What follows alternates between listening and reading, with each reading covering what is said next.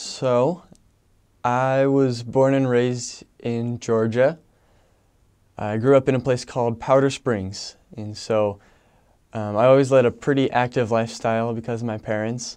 We had my dad and my mom. They both made this plan for us to be just active, healthy kids, and it really worked out because we had this huge yard. We had a hand-built playground. We didn't really have video games. We didn't watch that much TV. Like, we were always up and out and moving, and there were 6 of us: older brother, me, younger brother, and then 3 little sisters, and we were all just super energetic. It's so funny to hear my mom and dad talk about how on road trips we'd hit a pit stop, and they'd be like, "All right, everybody, go race to that tree 4 times." And we'd just be like, "Oh, okay." And so we'd jump up and run to the tree and back 4 or 5 times and get back in the car and just be super excited about it. And I don't think we, growing up, really realized how much of an effect that's had on me. Because I've always been a really healthy, active person. And it's just, I think that's due a lot to how my parents raised us. So, in elementary school, I went to a couple of different elementary schools, but I had a pretty good time. I was in, the first one was Panther Elementary. I went there for just a couple years. I don't really remember much of what happened there. I don't know. My parents always told me that I was a sweet kid, but there are 2 instances that that they remember, and that I remember one of them that they've told me about. So when I was in kindergarten, I sat next to this kid named Michael, and I think I might have had a personal space issue because he kept, putting his hand on my desk, like on my paper, and that wasn't okay with me. And so I told him that if he did it again, then I would stab him in the eye with a pencil, and that didn't go over very well. So my parents like to remind me about that one every now and then. Another one was in 1st grade when I came home. This one I don't remember at all, but I came home and I had a black eye. So my dad said, "Hey, what happened?" I said, "Well, there was a bully on the playground, and so I had to get into a fight today." Again, I don't remember any of this. And he said, "Well, hey, you're taking karate lessons. Like, this is what it's for, so you can defend yourself. It's okay to defend yourself." And I was like, "Okay, all right." And so, I don't know if it was the next day, but sure, the next day, I came home again, and my dad said, "How you doing?" I said, "I'm doing great, but there was another fight on the playground today." And he said, "Oh yeah, what happened?" I said, "Well, there was a bully, and so I beat her up." I don't remember that, but apparently I beat up a girl in 1st grade. It's whatever. I don't can't really hold that one against me. But I think in elementary school I had a great time. I was in the Target program. It's kind of like you take a test when you're in kindergarten, 1st, 2nd grade, and then you get into this advanced program where we learn about a bunch of different stuff. So we learned about ancient Egypt. We learned about sharks and pottery, just all these random things, but it was a really fun time. And in 5th grade, we learned about medieval times, which I thought was really cool because I was big into learning about medieval times. I got like dragons, like knights and castles and all that stuff. It was super interesting to me. In elementary school, I did really well.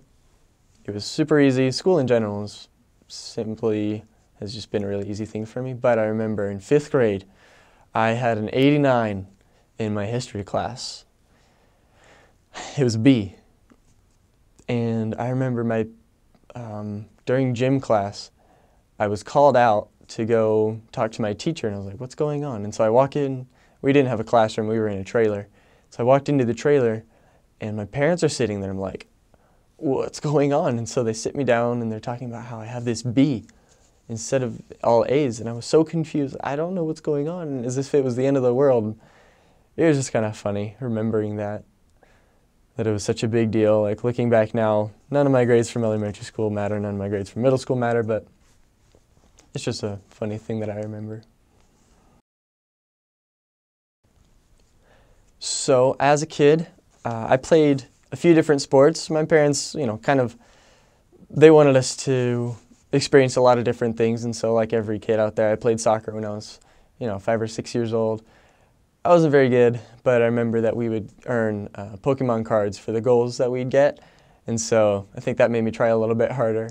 But I had fun with that one. I don't remember it very well. I remember the places and the snacks that we got to eat at halftime and then at the very end. That was always fun. But playing soccer, I was never super good. It was just a fun time. But other than soccer, I also played baseball. That was not as much fun as soccer. I think they put me out in right field because no one ever hit the ball there, so I wouldn't have to do anything. And I remember just kind of dawdling the whole time, like just kind of looking at the ground, spinning around, playing in the dirt. I never really enjoyed baseball that much, to be honest. It's okay, though. All right, so after baseball, they put me in basketball for one season. That was a joke. I was really not that good. I felt like every time I'd get the ball, I would just get it and freak out and try to find who I could pass it to and get it out of my hands as soon as possible because I was afraid of messing something up.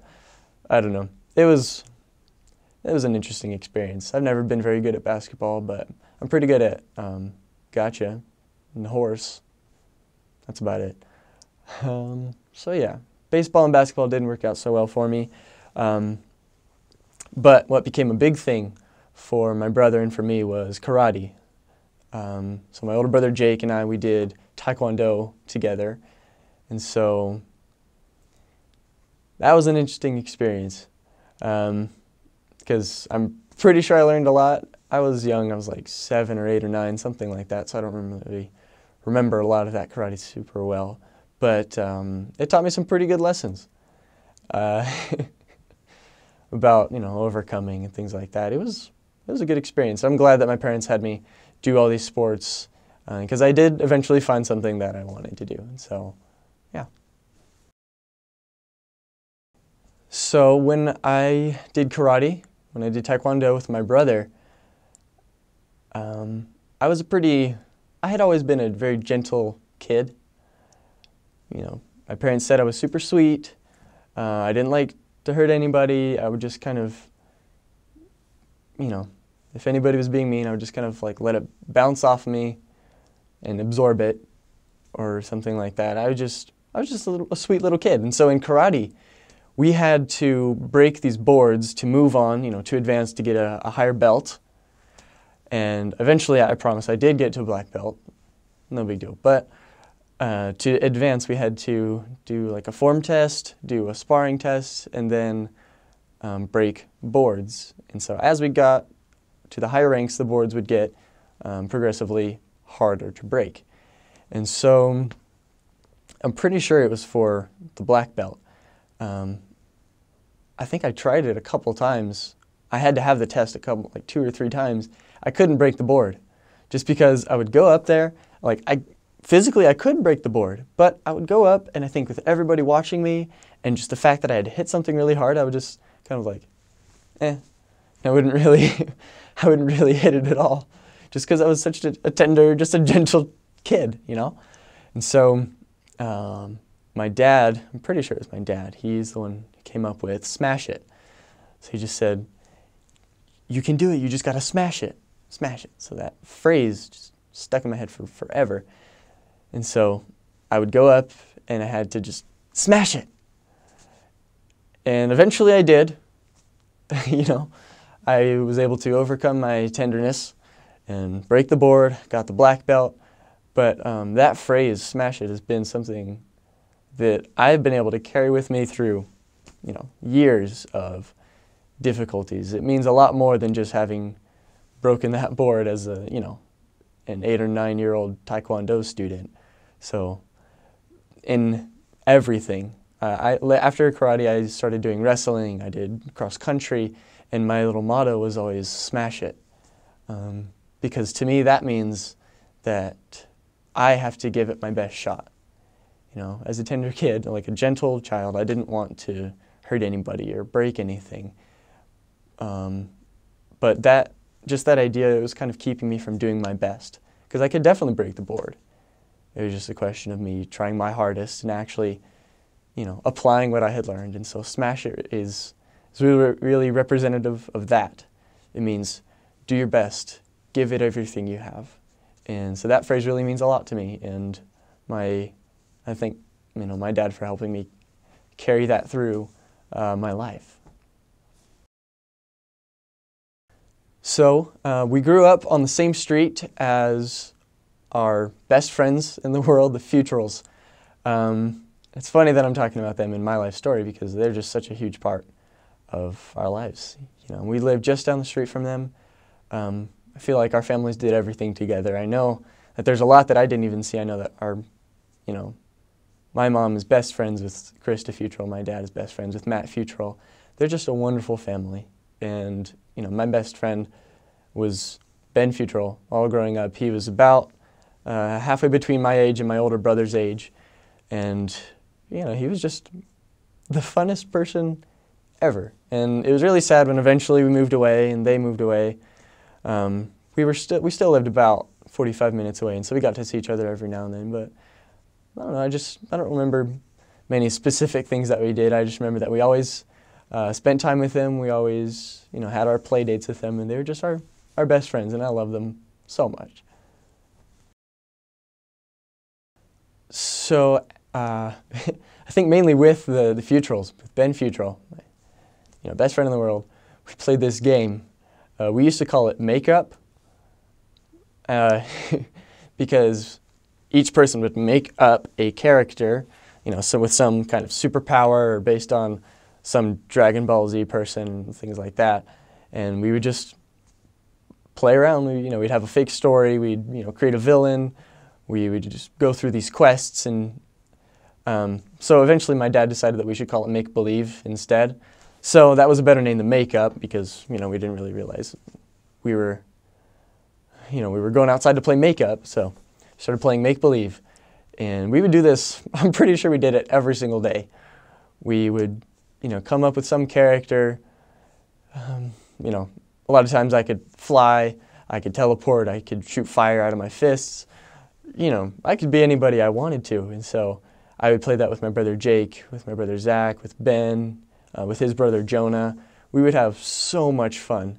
I even played that when I was in middle school, like 13, 14 years old. That game was a lot of fun. We could be anything we wanted to be. We could do anything, and so that was always a fun experience. My parents always encouraged us to be, active and creative, and I think that was a pretty good combination of the two, because we would always, we'd come up with these super intricate plots and, all these crazy stories, and we'd just act them out, but the whole time we'd be jumping on the trampoline, so we're getting a great workout in without even realizing it, having so much fun. Yeah, I feel like that game was actually a pretty big part of my childhood. My parents are, they have been scientifically proven to be the greatest parents in the entire world. My mom, her name is Sharon. My dad's name is Joey. And I love them more than anything. They're probably crying watching this, whatever. So my parents met at BYU, Brigham Young University, after my dad had gotten back from his mission to Brazil. And it took him a while to convince her, but eventually, after about 3 years, they got married. They had my older brother in Utah and then moved home to be closer to my dad's family in Georgia. And my parents have just been an inspiration for me. They have been the driving force behind so much good in my life. I love looking back and realizing how much of who I am came from them. They raised me in the LDS church. They raised me to be a good person. They raised me to be an active, healthy person. I think so much that is good about me is because of my parents, and I love them so much for that. They really have tried so hard and have done so well. And I have no idea where I would be without them. And I hope they know that. I've gotten, we all had our rough stages in, middle school when we probably didn't show our parents that we appreciated them as much as we really do. But I do appreciate them now. I'm so glad for everything that they've done for me. So I grew up with 6 kids in the house. My older brother, his name is Jake, and then there's me, and my younger brother, Zach, and then 3 sisters, Emily, Laura, and Mary. And so our old house in Powder Springs, Georgia was pretty small. So we had my parents' room, the room for the boys, all 3 of us in one room, and then the girls' room, all 3 in that room. So that was always a party, I'd say. We were pretty crammed into that little house, but there was a lot of love there. So my older brother Jake, he and we had an interesting relationship over the years. It was kind of rough for a while there, just because we have very differing personality types and ways of reacting to things. Without going into too much detail about his life and difficulties and things like that. Things were always harder for him, and so there was a lot of conflict. I felt like he was angry, but I understand because things came really easily to me and to my other brother, but not to him, and so that was kind of the cause of grief for a while in our relationship. But eventually, we did get better. He and I are very good friends now. I love having him around. I learned a lot from him. I learned a lot about being a hard worker, no matter what, because things didn't come as naturally to him as they did to me, and so I never really had to work for anything, but I sat there and watched him grow up and work so hard at everything.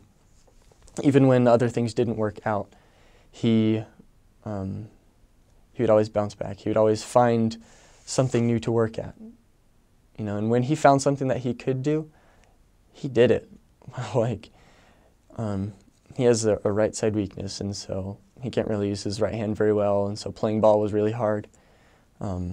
He was on my soccer team. He was on my baseball team. I don't really remember soccer, but neither of us were good at baseball. But he found ultimate frisbee when we were both running cross country in high school. And man, you only need one hand to play ultimate frisbee, so he killed it. And he won the intramural team at BYU. But it's because he worked so hard. And I respect him so much for that, and he's really taught me a lot. He was an inspiration to me while I was on my mission. And even now that I'm back, I'm really appreciative of what I've learned from him. Yeah, so there's my younger brother, Zach. Wow, oh man, you got to know him. You just got to meet him. He is a dog, literally, not literally, very figuratively, personality-wise. He's a golden retriever, straight up. I'm a cat, and so he and I have this interesting relationship going. He's just the sweetest little person in the world. Not little, he's bigger than me now. He got my dad's body type, and so he can, gain weight a little bit faster than I can. But Zach is one of my best friends, and he's always really been a good example to me of doing what's right. He's so pure, and I wish that I was, I wish that I could be more like that. I've done better. I've gotten better. But he's such a goofball. I love him so much. He's so friendly and so active. He played lacrosse starting when he was like 8 or 9 years old. And so in the beginning he was super small, and so he was a midi, and so he was just running back and forth, and he learned really good stick skills that way, and then he learned very well to just duck and dodge and get around the guys. And so then when he grew, and he and the other guys were the same size, he still had those, those quick skills and those stick skills, and so he was really good with that. But then he was bigger, and so he could just plow through, and he was an amazing lacrosse player. And he graduated a year early, or a semester early, to go play lacrosse at SVU, where he was like Rookie of the Year in his region. He was like Player of the Year on the team. He's amazing, honestly. He and I, I think I had a rough patch with all of my siblings, even with my parents when I was growing up, but I don't think the rough time with him lasted very long because we were good friends. Right now he's serving a mission in Rancagua, Chile, and I'm really excited for him to come home. I haven't seen him in 3 years. He and I are going to be really good friends again. I'm excited about that. All right. Now my sisters. So my oldest sister, her name is Emily. She's always been the funniest. She's really funny. She's always been super sweet, super funny. I love watching some of the family home videos. Her just dancing, singing about random things like cookie water and singing about babies. And she's a funny kid. And something that I thought was really funny is that, so I left on my mission when she was 14 years old. And at that time, she was, just a little girl. I was 19 and she was 14. That's a really big gap. So I came back and she was 16. She had grown probably a foot. And she was suddenly not just my baby sister. It seemed like she was almost my age. And so that's been a really interesting experience because I talk to her all the time. Like, she's my friend, not just, my baby sister. Man, she's really an amazing person because she's beautiful, she's smart, she's outgoing and athletic, she's spiritual, she's accepting of everyone. Man, she's such an amazing person. So people kind of throw rocks at things that shine. And so she's had a rough time, but just because she's so good, which is kind of weird. But I love her, and I know that she can do anything she wants. She and I are both pretty naturally gifted, kind of smart people, and so she'll excel in anything that she does. I love her so much. Yeah, my next sister is Laura. She and I have very, very similar personality types. My parents, I'm not really around at home anymore. I'm just at college, and I've been on my mission for a while. But my parents say that every now and then she just does something, and they're like, that is exactly what Josh would have done in that situation. It's just really funny. She's such a sweet soul. She's an amazing dancer. She's a beautiful person. I'm so proud of who she is becoming, and I'm excited for her to, get older so we can, so I can feel like we're the same age and we can just be friends. It's going to be great. She's amazing. My last sibling is Mary. She's crazy. I love her to death. She's absolutely insane. She reminds us all of Zach in a lot of ways. Just drives you up the wall in the best way possible. Super energetic, super fun, super sweet. She wants so badly to do what's right and to be like my mom. And she's so much fun to have around. I remember, I think there were a couple times when I took each of my sisters alone to McDonald's or to Chick-fil-A. We play on the little play place, went to the dollar store, went and walked around in Walmart. It was just a fun little time. And I'm pretty sure Mary told my parents that we did that every day for, months because it had such a big impression on her. But I'm really glad that I had a little bit of time to spend with my sisters between college and the mission. And I know that my relationship with all my siblings can only get stronger from here because I'm not a meanie head anymore. I've gotten a little bit more mature, so that's good. So I know that I've been blessed with a very loving family. From my parents to my dad's parents, my grandparents, Grandma and Papa, my mom's parents, Grandma and Grandpa, all my extended family. There's so much love there. And I know a ton of it comes because Everyone is such faithful members of the Church of Jesus Christ of Latter-day Saints. Everyone just wants to do what's right, and they do. It's so admirable. I love my family so much, and I know that they love me back, and that's just the greatest feeling in the world. So a big thing in my family is music. I think I started when I was 5 years old. I started playing the piano. And my grandma, Grandma, my dad's mom, she was my piano teacher for a long time.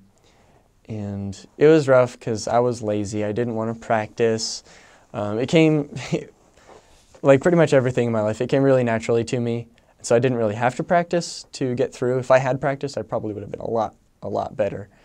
But I'm so grateful for Grandma and for everything that she taught me about the piano, because she taught me to play beautifully. And even though I couldn't really stay with her as a teacher for super long, after a while she was tired of being the piano teacher, and she was tired of us hating her for that, so she just wanted to be Grandma, and so we kind of mended our relationship.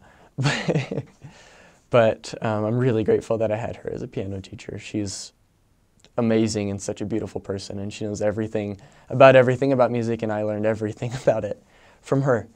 And so piano is something that my parents pushed me to do throughout my whole life, and I'm so grateful that they did. I wanted to quit for so long just because I didn't like practicing, but they kept me with Grandma as my teacher for a while, and then when we moved, I got a new teacher, Miss Kangas, and so she taught me to love playing big and loud, and which was so much fun for me. And then, so after that, I went with Sister Cheney, a pianist in our ward. She's very good. She taught me a lot of technical skills. I'm really appreciative for my parents having literally forced me to keep playing the piano, because it's had an amazing effect on my life. I know that it helped me develop mentally, helped me have a greater appreciation for music. I don't know what I would be if I hadn't played the piano.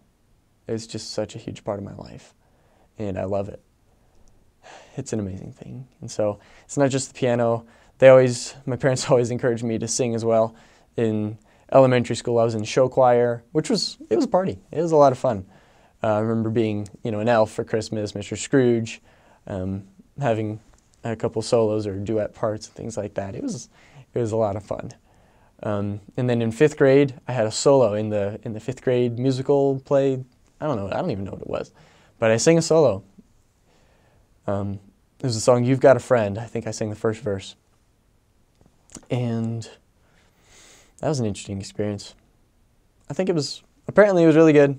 I don't remember it that well, but I think for a while I was really embarrassed to sing after that. I don't know if there was something that made that happen, or if I just decided that it was weird because I was a middle school boy. I don't know. So for the longest time I was just afraid or embarrassed to sing, even though I had a good voice. I definitely knew like the theory, music theory, tones and things like that. It all came very naturally, but I was a little embarrassed to sing for a long time, and I kind of regret that, but I've gotten past it now. I can sing if I want to, with whom I want to. It's okay.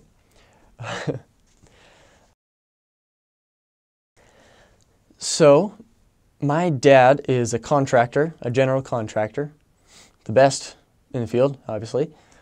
So I grew up probably since I was 13. We would just, to get some extra money, extra spending money, we would go work for him, and he'd just give us some cash. So instead of giving us money, the way that he did that was just giving us a job, my brothers and me. Gotta be honest, never really liked it. Never a big fan of construction. I had to wear these big baggy clothes. I had to get all dirty and gross, and had to, work, actually. But it gave me a good work ethic for sure. I learned a lot of different skills that I know that I'll have to use one day, but I think construction served its purpose, because I am working hard in school. I think he would always say, you know, if it ever doesn't work out with your career, or, you know, if you do really bad in school and you can't get a job, then, or if you drop out, then you can always come work construction for me. And that is not something that I would want to spend my life doing, and so I've been working pretty hard in school. The best thing about construction, I think, was getting to spend so much time with my dad. It was his work, and so driving to and from, we'd always have great conversations. I remember the summer after my senior year, before I went to school, before I came out to BYU, we would go out to Augusta, like 3.5 or 4 hours away, something like that. We'd spend the entire week living in a trailer, just working the whole time. I was probably a pain in the butt. I think I've apologized to him. If not, sorry, Dad. I was a big pain in the butt, just not wanting to be there at all, and definitely letting him know that. But I learned a lot, and I'm glad we did it, because it helped me, you know, pay for school. Yeah, it helped me learn. It helped me have some great quality time with my dad. I remember Monday nights we would go to the Dollar Theater. I don't know if we did it every night, every Monday, but we went a lot. Went to the Dollar Theater. We would go to the store and get groceries for the week, and then during the week we would cook our lunches and dinners, and so that was fun. I learned quite a bit. You know, I had a pretty good time, and I think that if I had left for college or left for a mission before working that summer with my dad, he said it would have been a lot easier to see me go, because, you know, I had a lot to work on, but after spending so much time with him, it was a more difficult parting, you know. So construction served its purpose. Thanks, Dad. So in 5th grade, not quite in middle school yet, in 5th grade we moved to our new house. So we left Powder Springs, we left the Futrals on Cowart Drive, and we moved to Ackworth, Georgia. Our new street was Manassas Pass. And so new house was a lot bigger, new yard was a lot bigger, a lot more trees, a lot more things for me to climb. It was wonderful. I love climbing, love it. So, new house. I remember finding that new house. We drove around in the neighborhood, we prayed, and my parents really felt like that is where we should move. And, you know, there in that house we could fit everybody. You know, we finished the basement, and I'm pretty sure the square footage of the basement was more than the square footage of our old house. And then there were, you know, 2 whole floors above that. Big house, lots of blessings. It was a good time. It was a much better area, and so there were a lot more opportunities for us. And so I'm really glad that my parents found that house. So I love climbing and running and jumping. A lot of it's just part of the active lifestyle that I developed as a kid that my parents encouraged, you know. There was a tree in our front yard right next to, at the old house, you know. There was a tree in our front yard right next to the driveway. I would spend so much time up in that tree. Goodness gracious. It was so much fun. I always loved climbing rock walls. Even now I love going to climbing gyms. It's just so much fun. There's nothing quite like it. I don't know why I love it so much. Maybe it's because I'm really skinny and I can do a lot of pull-ups. I don't know. I love climbing. I love being up high, jumping down. I don't know why, I just have a really deep connection to climbing. It's really been a significant thing in my life, so that's all I got. So, when I moved to the new house in 5th grade, I started up a wonderful friend group. I think that I definitely carried through all the middle school and all of high school, that I know that if I went home now and we saw each other, it would be like nothing ever changed. I think my first real friend when I moved to the new house was Kyle Chickvera. And he is one of my best friends to this day. I don't really see him very much because he goes to Mississippi State. He's doing pretty well. He's got a girlfriend. Good for him. He and I spent so much time together. He was in my 5th grade class. And then we ended up running cross country together later. I always remember just going to his house playing Lord of the Rings, Conquest, playing War in the North and Star Wars and, Battlefront, playing Ultimate Frisbee with him, playing Frisbee golf. We had so much fun together, and he's probably, love that guy. He was always there, from 5th grade up until my senior year when I left for college. Like, he was always there. He never did anything mean. Loved him to death. He wasn't my only friend, obviously. I was so blessed with so many good friends in middle school and high school. Dylan Elmy, he was also in my in my 5th grade class with Kyle. We had a lot of fun together. We were all in Target together, and man, just the 3 of us together, we had a lot. I don't even remember what we did, but we hung out quite a bit. We played basketball at recess. Like, we just had a lot of fun. Love those guys. So in middle school is when I became pretty good friends with Ryan Brock. Also, he fits right in with Kyle and Dylan. We ran cross country together later. I've been really blessed with friends throughout my life. They've always been there to support me, and it's, they're probably the reason that I did so well in school, that I stayed in cross country later on. I really do appreciate them, and I know that they're a blessing straight from heaven. When I was in 7th grade, honestly, now that I think about it, I don't know why I joined the team, but I started doing wrestling, just Greco-Roman wrestling. I only did it for 1 season, but I learned a lot that I definitely used on my brothers. It was an interesting experience because, I kind of already said that I was always a pretty gentle kid. I didn't want to hurt anybody. And then in wrestling, you get pitted one-on-one against this other guy, and you got to hurt him. And you have to, throw him on the ground and, make him not want to get back up. It's brutal. So, pitting 13-year-old me against these other kids, I never did very, super well. There was one wrestling match that I just totally destroyed this other kid. And I wrestled him a few times, and every time I won by, so much. And it seemed like I was really good. But I don't know. I always had this mental block in wrestling because I liked learning and stuff. I liked going to practice, but actually wrestling, like when it came down to it at the wrestling matches, I was just so scared, of me getting hurt, of hurting the other guy, of just disappointing my family. I don't know. It was a hard thing, honestly. But I love now that I get that other guys, they're tough too. It's whatever. I love wrestling, just throwing each other around. It's a fun time. But I think while I was wrestling that 1 season, it was really hard for me, to get hurt, to hurt the other guy. I don't know. But that's probably the only reason that I could still beat Zach after he got bigger than me, is because I had those wrestling skills, which I appreciate because the older brother has to win, right? So when I was in 6th grade, I think there was one day where I missed the bus or something like that. And so I was just walking around trying to figure out what to do. And I saw my brother in the school. He was I think he was walking around or he was running already. I don't know. But he said, "What are you doing here?" I was like, "Hey, I missed the bus, I think."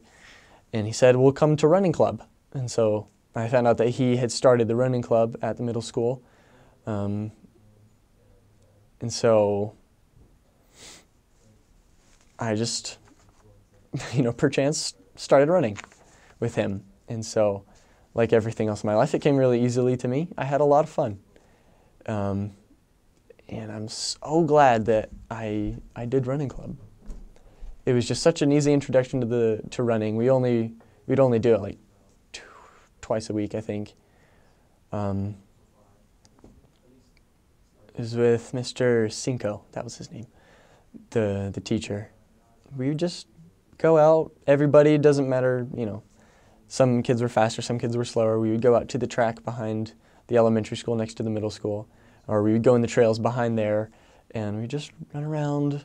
We would just have fun. I had always been active, and so that was easy for me. But that's where my love for running really started, and that I have definitely carried throughout my whole life. After my 6th grade year, after having done the running club that whole year, I kept doing the running club in 7th grade. I think I did it in 8th grade too. No, it had already finished by 8th grade. But 7th grade I kept doing it, but I also joined the junior high school cross country team, so the junior Hoyas. That's where I think my love for running really got going, because we would run more, we would train more, and so I was just having the time of my life. I learned to love running so much. It was freeing. It kept me active. It helped, I would see my friends all the time. I was pretty good at it. Like, I ran varsity. In 8th grade, we got 2nd place in the state of the middle school teams. It was a really fun time. I just loved going to cross-country practice, and I definitely carried that through high school, and I will definitely carry it through the rest of my life. But starting just because of the running club and then moving to the junior Hoya cross-country team, I learned so much. I had a coach named Coach Raymond. He had a really big effect on me. He really did believe in me, and I just appreciated him so much. We had a great relationship, and I remember when I graduated middle school and I went to high school, it was a teary goodbye. I would see him every now and then because his son ran cross country in high school with me, but having him as my coach was just wonderful. And yeah, I'm really grateful for everything that he taught me. So in cross country, the smash it phrase, definitely kept applying to me, to my life. Whenever I would run by my dad and my family, my fans, they would always just yell, "Smash it!" And that would just give me the biggest boost. I knew that if I heard that, I would just go. It was a wonderful thing. So running cross country, it was always kind of hard for me to give my absolute best because I was kind of afraid of hurting. I was afraid of throwing up while I was running or something like that. But I did really well, and there were probably a couple races in middle school where I think I reached that point. I really ran my best. I couldn't tell you where they were. I couldn't tell you how my times were, but I'm glad I did cross country. I'm glad I started in middle school, I guess I should say.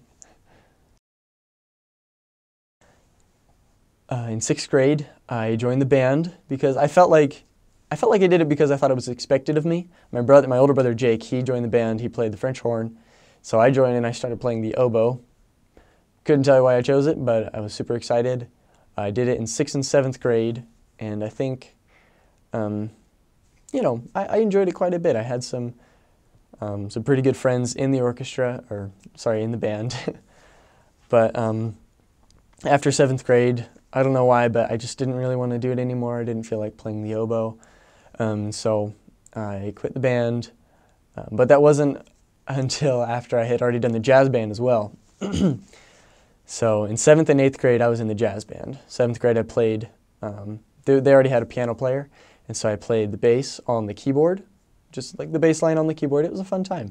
And then in 8th grade, I played the actual piano parts, and man, jazz band was so much fun. I can't really play jazz piano now. I've gotten into it every now and then, but I remember that was a really fun experience because our band was really good. We played a couple songs that the high school jazz band played, and we thought we were a big deal. It was a lot of fun. But after quitting band in 7th grade, I joined the Second Chance Orchestra in 8th grade. It was just a class for the orchestra kids to learn a second instrument. And so for me, that was my shot, and so I decided to learn the bass. And it was kind of a joke class. I pretty much taught myself. My teacher, Mr. Schroeder, he did help out quite a bit. But I kind of taught myself to play the bass, and I got pretty good at it. Because then my freshman year in high school, I was in orchestra, and so I moved up to the top orchestra pretty quickly, and I think I was first chair in that orchestra my whole high school career. It was a lot of fun. I'm really glad that I made made that switch to orchestra. It's had a really big effect on me.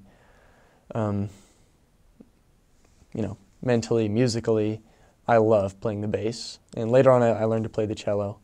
I just love them both so much. They've really helped me pick out the harmonies and singing the hymns at church. And not just that, but I really do love playing the bass and love playing the cello, and I'm glad I did.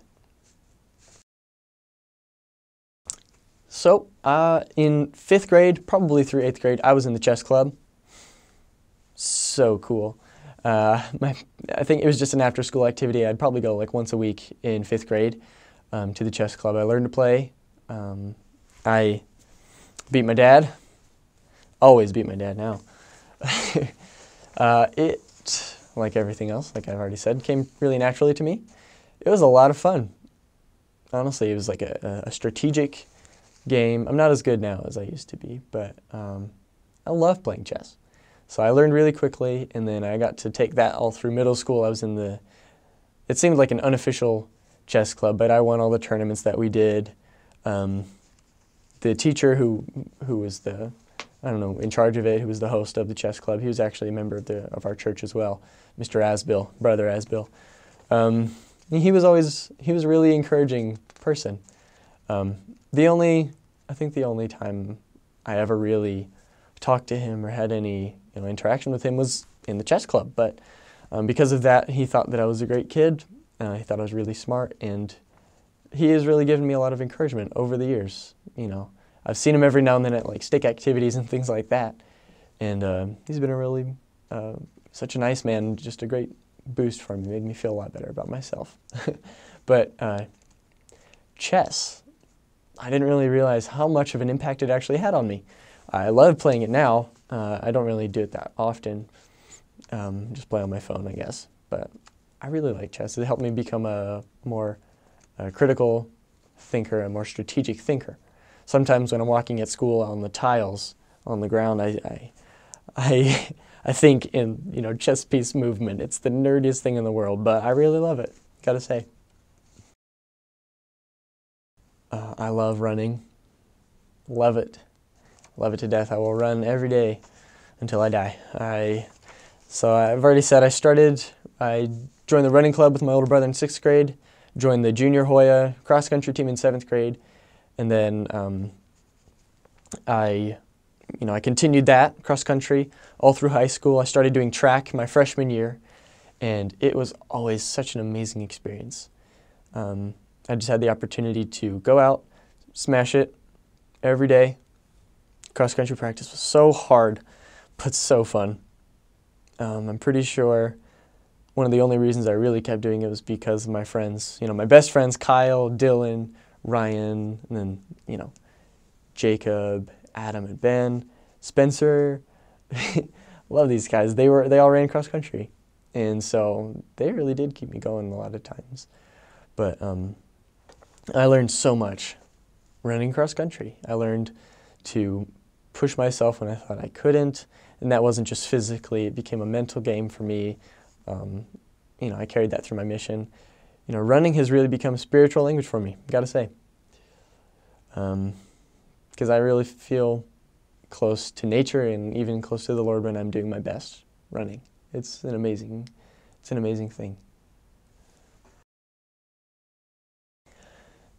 So in high school, my freshman year cross country, I wasn't super good. I did, my freshman year, my goal was to break 20 in a 5K. So I did. I got like 1945 or something like that. In my last race, super proud of myself. It was a good time. Then my sophomore year, I guess over the summer, I stayed with my uncle out here in Utah, and so I didn't really run that much. And so coming back into my sophomore year, I didn't do so well. I didn't improve by that much. I felt pretty lame about that one. But then over sophomore year track, and then over the summer, I worked pretty hard. So my junior year, I'm pretty sure my first race I PR'd by like 2 minutes, something, I don't know. It was something pretty crazy. My junior year was when I really took off. I was on the border between varsity and JV, and so I think I ran a couple of varsity races, but I was always the top JV, and that was a lot of fun. I got down into the 17 minutes something range, but then that's, yeah, so we got down there. And then my senior year was hard but fun. Worked my butt off during junior track and over the summer. So senior year, a freshman kid came in, I forgot his name. He came in, he was really good. He just moved right up to varsity, and so I was always number 7 or number 8. So number 7's on varsity, but number 8's JV. And so I didn't get to run at state my senior year. It was sad at the time, but I kind of got over it. I won the JV race at region, so that was cool, I guess. But my senior year, I really overcame a lot of obstacles. I was able to stick with my friends through a lot of hard times. They really did support me. And I have cross country to thank for keeping us together, I guess. Yeah, that was always a lot of fun. So, yeah. So in high school, I ran track along with cross country, and so my freshman year track wasn't very good, but I did get to run the JV 2-mile at, pretty sure it was either at county or at region, but it was JV. I remember the qualifying race for that one, my time was like 12:02 or something like that, so close to breaking 12 minutes for a 2-mile. But I do remember that Dylan and I ran that whole race together, and on the last stretch I beat him. It's all right, he came back and beat me by far, sophomore, junior, senior year, it's whatever. But that was fun. Freshman track wasn't so good. It wasn't so fast. Didn't do well over the summer, but then sophomore track was the same story. I didn't really get much better. Junior year was when I had problems with anemia. And so I was getting enough iron, but my body wasn't absorbing it. Well, I don't know what was going on. So eventually it got better, but I couldn't really run for a long time just because I had this really bad fatigue. It was really frustrating a lot of the times because I felt like I could do so well. And like I could run for a couple minutes, but I couldn't really do much. And so I feel like my coach thought that I was faking it the whole time. I don't know. But I just felt like such a gimp. It wasn't fun having anemia because I was just so tired. Eventually I got over it, and so then that's when I really started training. And then I came back for a great junior year cross country, a pretty good year in track. I'm pretty sure that's when I finally broke 5 minutes for the mile. Might have been my senior year, I'm not sure. But yeah, so senior year, I came back, that's when I did well. I think that season I PR'd by a total of, 20 seconds in the mile, which is a pretty big deal. Got down into the 440s, maybe even 430s, I'm not 100% sure. But, that is when, so my senior year, that's when I did the steeplechase. I loved doing the steeplechase. I only ran it one time, broke the school record, ran it at the Georgia Tech meet. That was a lot of fun because, when we would run, we were running through the woods. And so, we would sometimes we'd like kind of look at each other, especially me and Ryan. We'd just look at each other and be like, want to go that way? So we'd just be like, yeah. So we'd turn off the trail and just sprint through the woods, climbing up stuff, jumping over things. And so I was pretty good at running and jumping. And so I think we were doing practice. There were 2 tall guys on the team, Jacob and Ben. So they did steeplechase the year before. And so in a workout, we put some hurdles on the track for them to practice jumping over it. And so I jumped over it behind them. And my coach said that I jumped, like just the way that I naturally went over the hurdle was the way that the Kenyan runners did it. And I was like, Kenyans? Like that was a big deal. And so he put me in that race. And I totally killed it. It was a lot of fun. I broke the school record. And, I can say that I did the steeplechase in high school. That one was a lot of fun for me. So, yeah, cross-country track really did have a big effect on me. So in high school, I think my friend group really revolved around a couple of different organizations that I was in. So my best friends in the world, they were the cross-country guys. I've talked about them quite a bit, Kyle and Dylan and Ryan, Spencer, Jacob, ran with them every single day, saw each other every day. And, there's something, the cross-country culture is really weird. There's something about running through the woods, wearing nothing but short shorts every day. There's something about that really bonds a group of guys. We would always laugh about that. We had a great time. And so they were my best friends. I saw them all the time. We did everything together. But it wasn't just them. I was in the orchestra in high school, and so I had a lot of really good friends in that group as well. I think I wasn't really such good friends with them until my senior year probably. But I did have a lot of good friends in orchestra, and I'm glad that I did it. Yeah. High school was pretty easy for me. Like I've already said that, a lot of things in my life just came really easily. And so in high school, I didn't really learn much. There's not much that I remember, just because it was so easy for me to just memorize stuff, put it down on the test, and get A's. I never really had to work hard in high school. I know I was blessed with that, and it gave me time to do cross-country, time to build relationships with other people, but a lot of time for orchestra as well. I'm glad I did that. But just, it's kind of a funny thing how easy it all came to me, how easily it all came, how easy it was. High school was a breeze, but I think because of that I had a lot of struggles in college, so I paid for it later.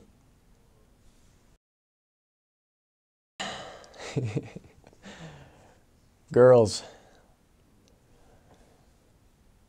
Yep. There was always some girl that I had a crush on, obviously. When I turned 16, my first date was Mormon prom, actually, with Shy, a girl from my stake. She was awesome. She did karate, but it was like this weird kind of like trick karate, so she would like jump and do flips and do all this crazy stuff. She was really cool. So she and I had a fun time together, but I think after the summer, I went back to school, and so it was at Alex Coleman's surprise 16th birthday party when I met Jamie. And so, she and I hit it off. We really did hit it off, and so we really liked each other. So we started dating. I would just go over to her house all the time. We'd watch movies. She and I had a lot of fun. She was my first girlfriend. It lasted quite a while. Don't really need to talk about breakup or anything, but she's really been, even after that, after kind of a weird breakup, she and I became, pretty good, normal friends. She hung out with my family a lot, and so my family really took her in. She ended up getting baptized in the church later on, and I know that, I needed to have her in my life. She needed me in her life. It was just funny, just looking back and seeing how immature we kind of were, but I don't really know what else to say. She was my first girlfriend. We had a lot of fun. Didn't work out, but that's okay. She's happy. I think she's doing pretty well now. So yeah. After, let's see, going into my senior year, started dating Haley. That one was fun. She ran cross country, and so, but I think she had gotten injured, I think her hip or something. So my junior year, she was in one of my classes, and so I would eat lunch with her, and we had our language arts class together, and so she was on crutches because of her injury, and so I would carry her lunchbox for her, and we had a really good time together. And so my senior year, we started dating, and I don't know, eventually we actually had a lot of fun. Eventually, it, just didn't work out. We went to prom, we went to homecoming, and then to prom together. She's honestly like one of my really, really good friends. I'm glad that we got to know each other better. Didn't work out in the end, but that's fine. She's also doing really well. Yeah. Then after that, maybe don't need to talk about it after that. Yeah, after that I went to BYU. no one else in there.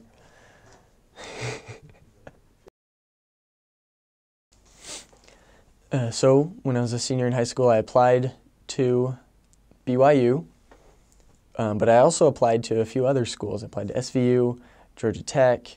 I don't know, I felt like I needed to be rebellious in some way.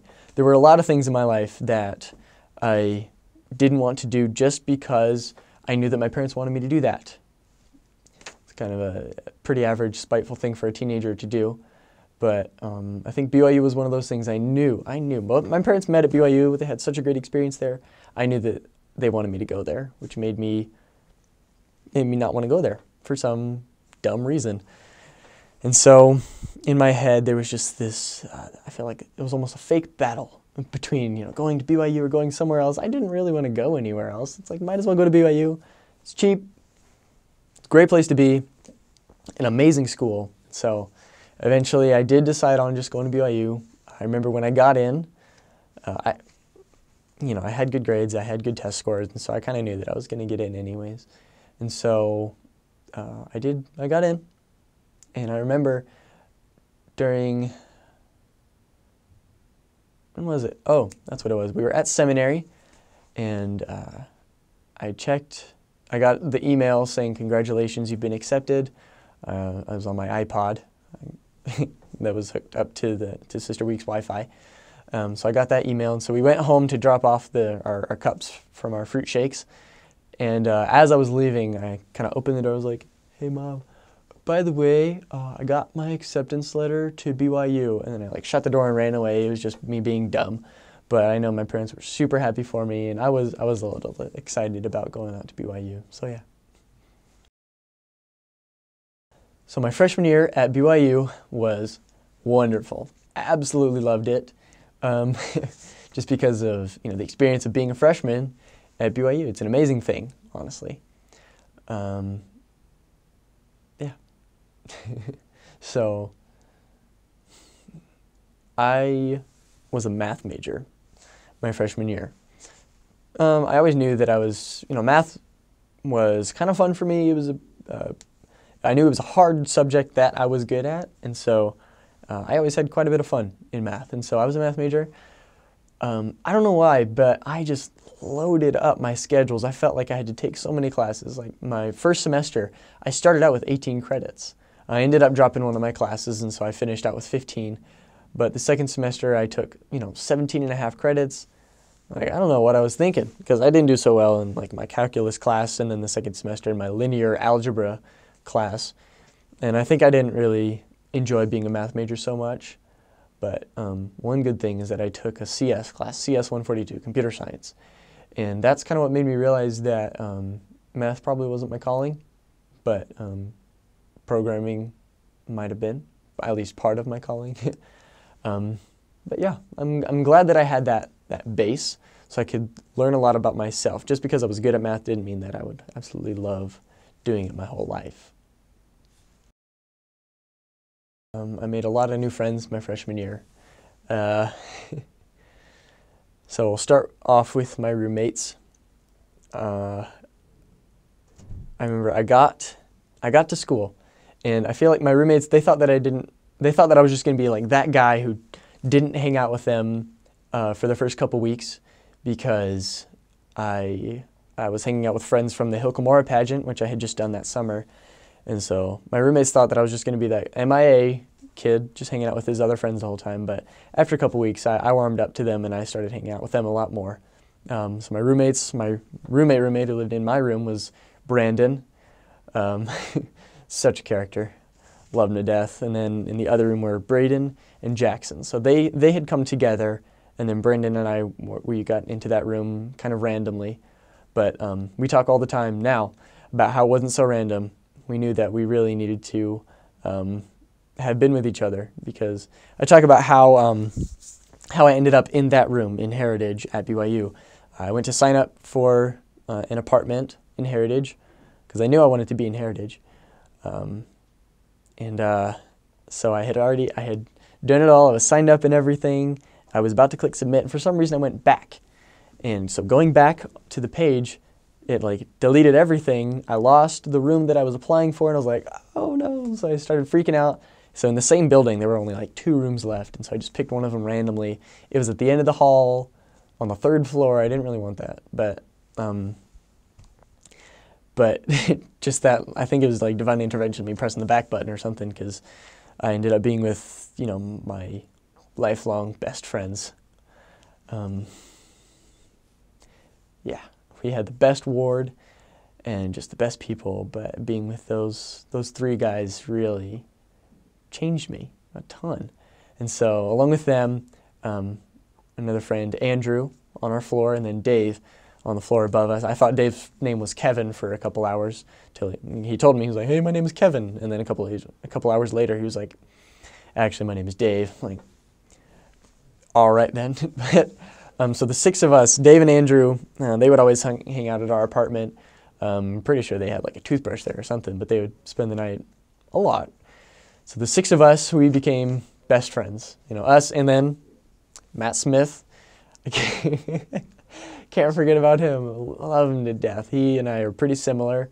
We're both really active, both pretty critical thinkers. I really respect him. So I always joke, like, if I was a girl, I'd totally date Matt Smith. Not a joke. I was really blessed with those friends. And so those were the guys. And then we had the girls. And so there was this one apartment of girls in our ward who we hung out with all the time. So it was Em, Kylie, Tay, Britt, Emma, and Carrie. And so we hung out with them all the time. I think starting in like October, November, I would go home to their apartment instead of mine, just because it was quieter. I could do some homework, and then, you know, girls are cuter than guys. They definitely became our best friends. And for me, Em, she became, you know, my best girl friend, not girlfriend yet. We had a lot of fun together, honestly. Like, I remember and Erin, she was in that room too. So we had our little friend group.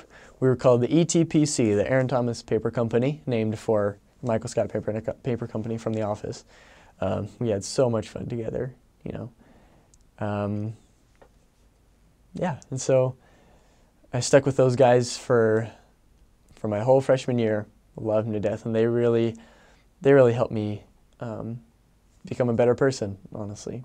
I don't know where I'd be without them. So, March 13th of 2015, I got my mission call to serve an LDS mission. I remember that morning, I think I got a text from my friend Emily. Her roommate worked in the mailroom, something like that, and so she texted me saying, there's a big white envelope with your name on it here, and I was like, oh my gosh. And so for those of you who don't know, getting a mission call for an LDS guy is like, or girl is, you know, such a big deal, because something going on a mission is this 2-year thing that we look forward to our whole lives. You know, there's a primary song called I Hope They Call Me on a Mission, when I have grown a foot or two. That's how it goes. And it's such an amazing thing to look forward to, because you get this big white envelope and you open it, it says, Dear Elder so-and-so, you're hereby called to serve as a missionary of the Church of Jesus Christ of Latter-day Saints. You are assigned to labor in the blank mission. And then, so that place is where you will go for 2 whole years. You are assigned to labor in that mission. You will be speaking in this language.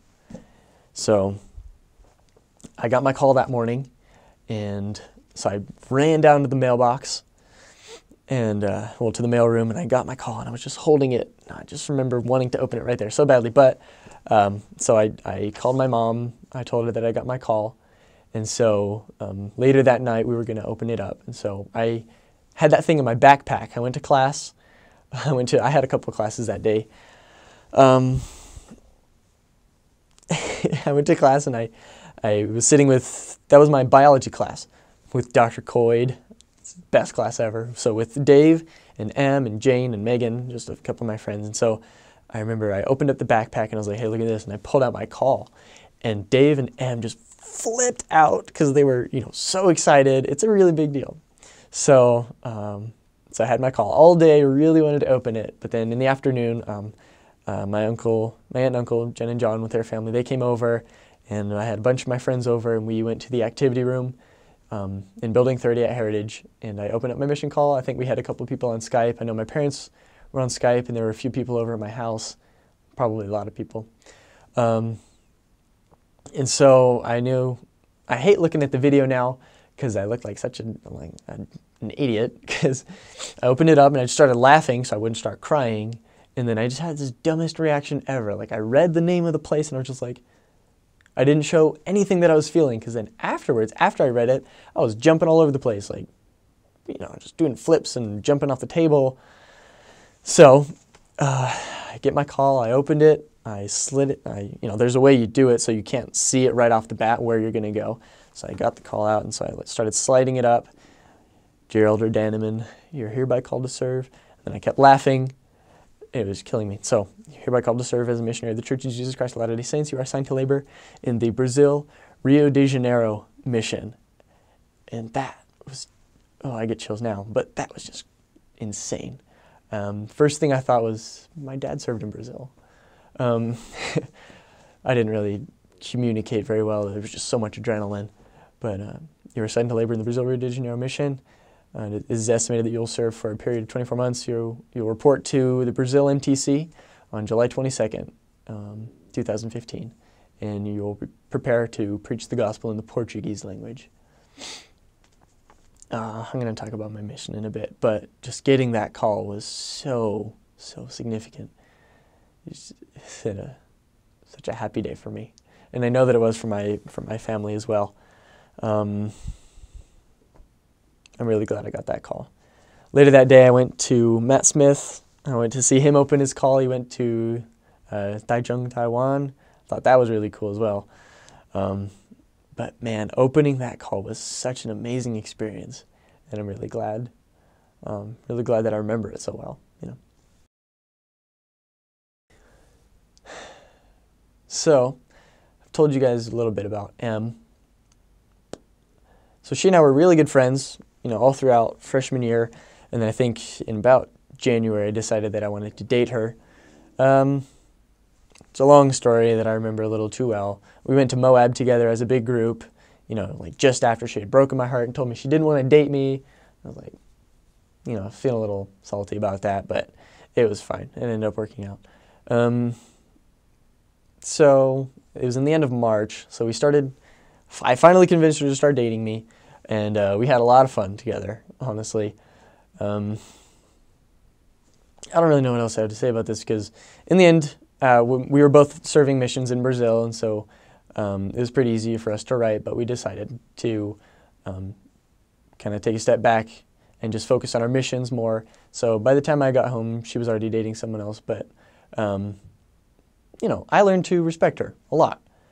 She was one of my best friends before she was my girlfriend, and so I had already respected her as a person. I knew that she was very mature, so she's great. She's dating a guy, they're engaged, they're going to get married, and it's like, I'm super happy for her, so you're great, Em. Awesome.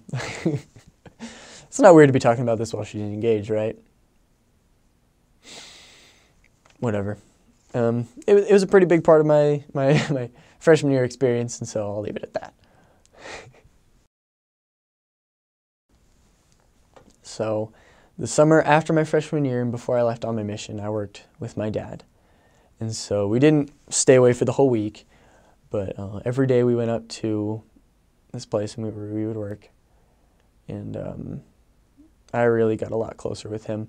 It was a weird time in my life. I was just in limbo, I guess, between two amazing parts of my life. Just my freshman year at BYU and then going on a mission. So I just felt like I needed to go out and do something. Like I never really enjoyed construction that much. So it was kind of a weird time, but I spent a lot of good time with my dad. We really grew closer, even though I was probably a pain in the butt. But just before I left for my mission, he gave me a little note card that said, "Dear Josh, do good with my name. Love, Dad." And he gave me his old missionary name tag. because he served in Brazil as well. And so mine would look exactly like his. Elder Danneman, a Igreja de Jesus Cristo dos Santos Últimos Dias, the church's name in Portuguese. And that meant so much to me, getting his name tag, which I had it with me my whole mission. Every now and then I would look at it. I would look at the note card, and I would just remember, how much I meant to my family and how much they meant to me. And then, so that do good with my name. He was talking about his name on the little name tag. Elder Danneman was my name too. But I know that he was also talking about the Lord's name. Being a representative of Jesus Christ on the mission was something that I had to do good with. And I'm really glad that my dad gave me that note card, because it meant just as much as the name tag. So having that throughout my mission was a really important thing to me. And I'm glad he gave it to me before I left. So on June 20th, we went out to a family reunion in Utah where I had already been set apart as a missionary. And so we went out there. I wore my dad's name tag the whole time. Had a lot of fun there. And then on Wednesday, the 22nd, I entered the Provo MTC. That summer we had worked on getting my visa and getting all my papers together, but there was a lot to do. So we didn't get it all in time. And so I had to go to the Provo MTC first.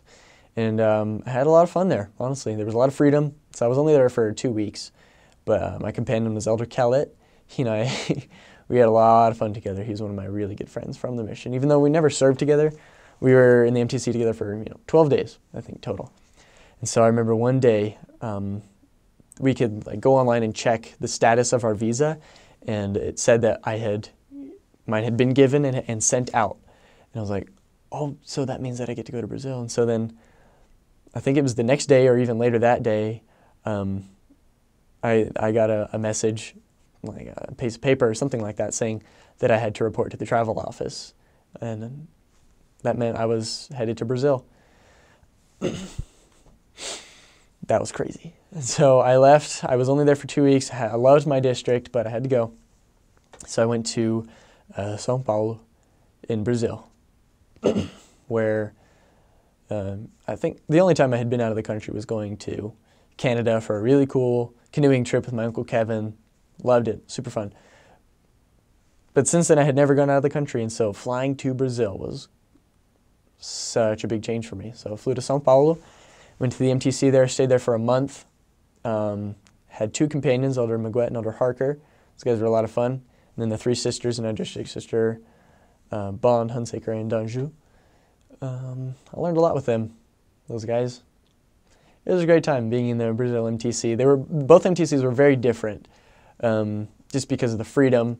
In the Brazil MTC, it was smaller, and so it was a little bit more strict. But the food was great. We'd always have a lot of fun just playing volleyball. So I loved the MTC. I learned a lot. I loved my teachers. Iman Tamiris and Iman Cruz. That's what their names were. They really taught me a lot about what it actually meant to be a missionary, because I had heard about being a missionary my whole life, but I never really understood what it meant. And so that's where I learned, who I was going to be.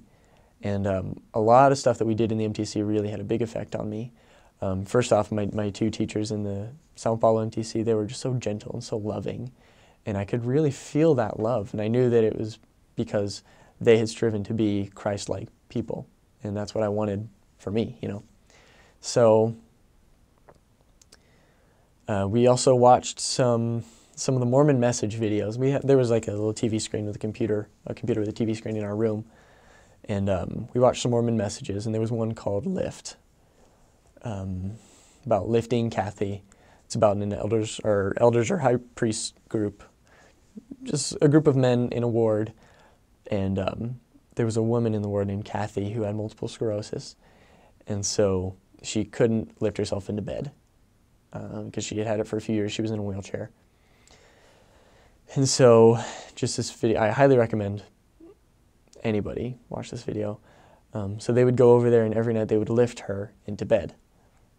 And so they didn't really like doing it at first. It was kind of a nuance, but then they started, they fell in love with Kathy. She was a wonderful person, and she made them feel better about themselves, and they loved serving her. And then you learn so much about service and how when you look inward, when you just think about yourself, your soul becomes smaller. It's a lot harder to find yourself. But when you serve and you look outward, your soul becomes more substantive. It has substance. It becomes a real thing. And it becomes easier for you to find yourself and for other people to find you. And so just that idea of selfless service, I could talk about this forever. But that idea of selfless service, really, I carried that with me throughout my mission. And I'm really glad that we watched that video. I had a great time in the MTC, but eventually I had to leave, and I went to Rio de Janeiro.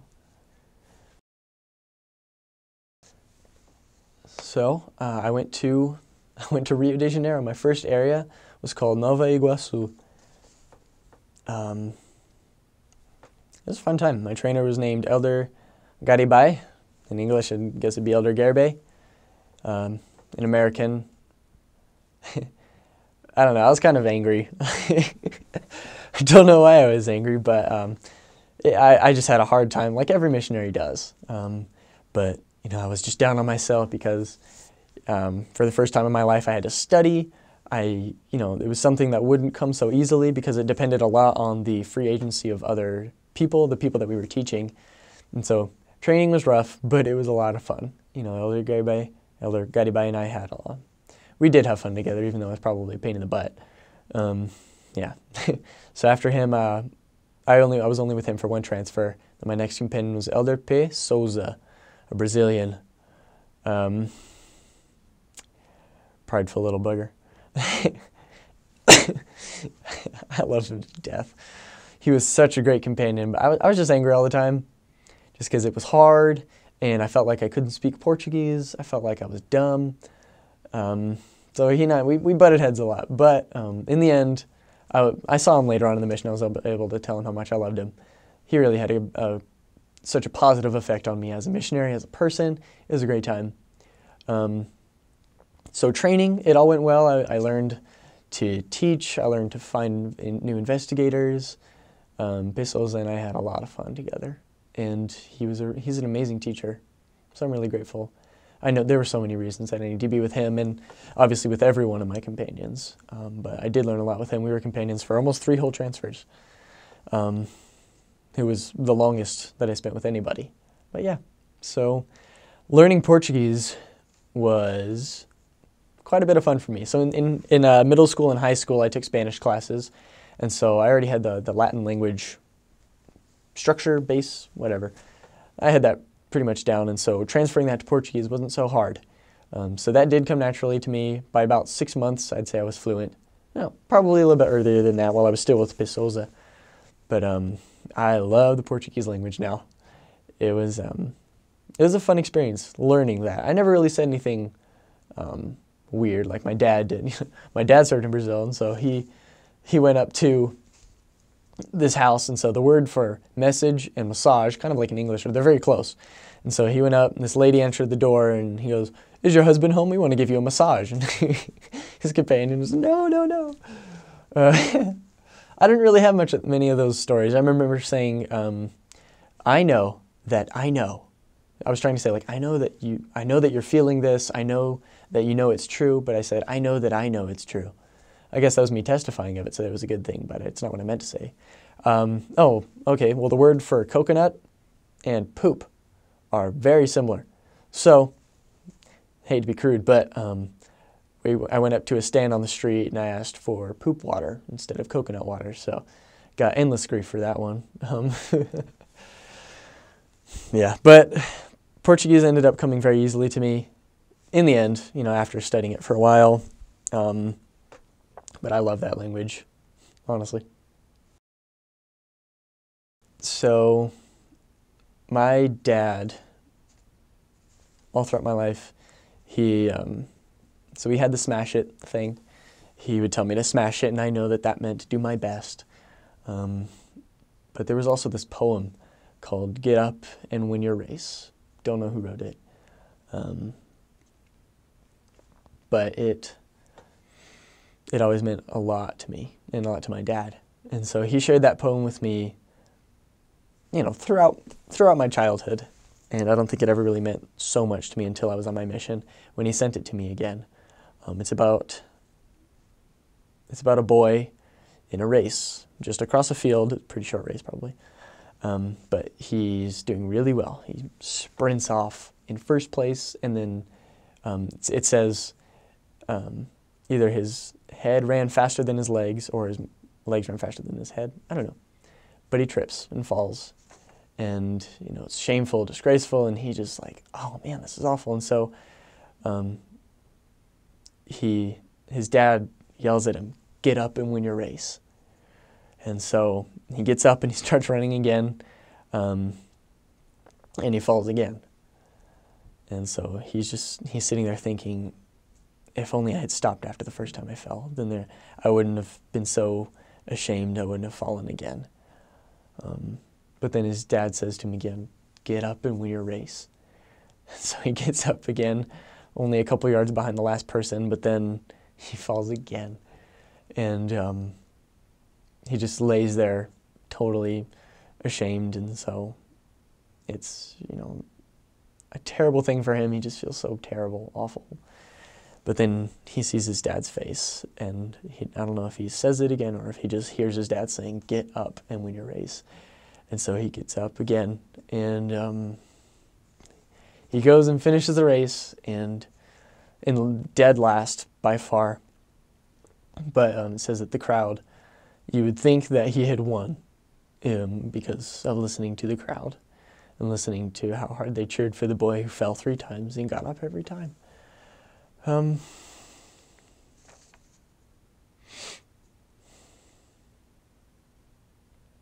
So he went up to his dad after the race, and he said, I'm sorry I fell so many times. But his dad said to me, you won because every time you fell, you got back up.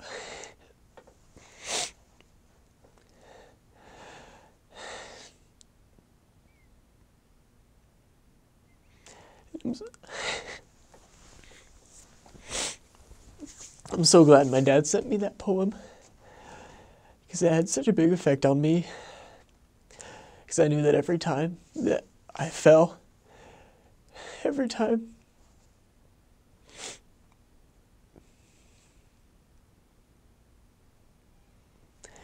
I had a bad day, every time that things didn't go my way, that all I had to do was get back up and keep going. So, get up and win your race became such a big thing for me. And I'm really glad that my dad was able to communicate that to me. It never meant so much to me until my mission. And so he sent it to me in an email, but I printed it out and I had it with me all the time. That copy of it got so destroyed. I carried it in my Book of Mormon, later just in my bag.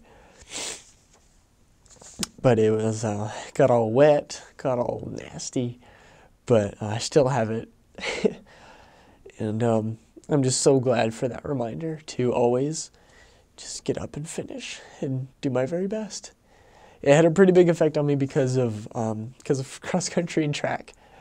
Running has a pretty deep root in my soul, and so just having to get up and win my own race was along with smash it, that was just my battle cry. And I have my dad to thank for that. So, no matter what, I knew that I could get up and win my race. So, a big thing during my mission was that I always thought that I wasn't ready, I guess that's a thing for everybody that the Lord calls to do His work. But when I had just barely been out for 6 months, and there was some emergency transfer, don't remember why. So I was called to be a senior companion. And so I was only with that guy for 2 weeks. We had a good time together. But I remember feeling like I wasn't ready for that. I didn't know how to lead in a lesson. I didn't know how to be in charge of planning, because with Elder Pesoza, you know, I learned a lot. He was a great trainer, but he was still the senior companion, so he took charge in most situations. I didn't think I was ready, and so going with that new companion, Elder Dovali, he was a great guy, and he really supported me, helped me feel like I was doing well, and we got some great results. We didn't baptize anybody in those 2 weeks, but I actually returned to that same area later on. Found out that a couple of people there was one lady that I had taught, that I found that we taught, that she ended up getting baptized. That was a great feeling. And there was another kid that he ended up getting baptized because of a girl that we found. Like, we were talking to her, and then after I left, they started teaching her friend, and then that friend's younger brother, he got baptized because, but it was because we found that girl, and so just seeing the fruits of your labors later on is a great thing. But anyways, and so after those 2 weeks with Elder Dovali, I went to a new area. I was called as a district leader. District leader, senior companion of Elder Ross, one of my best friends. Even now, I see him all the time at BYU. One of my favorite companions and best friends. I still wasn't ready, though.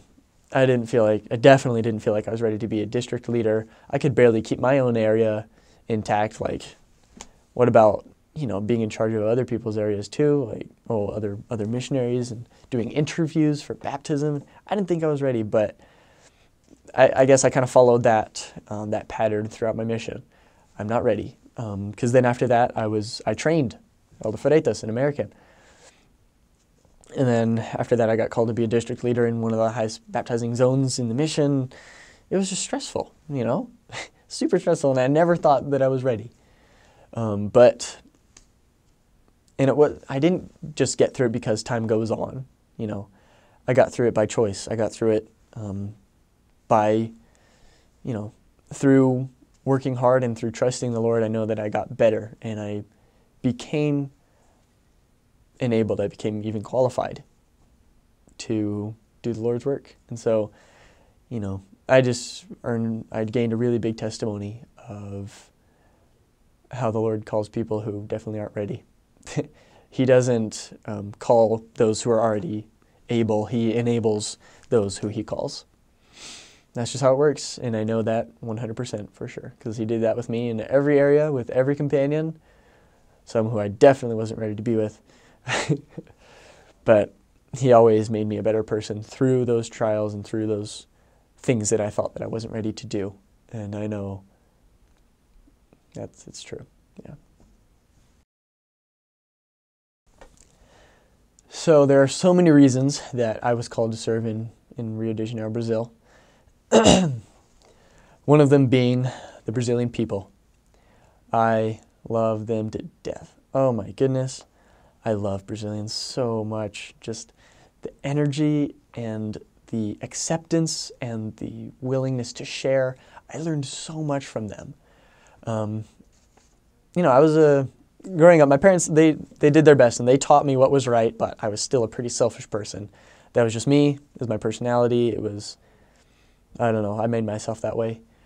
But the Brazilians taught me to share by force. I didn't like sharing so much, but they helped me see that, if I buy a bag of cookies, why not share? Because I would want them to share with me.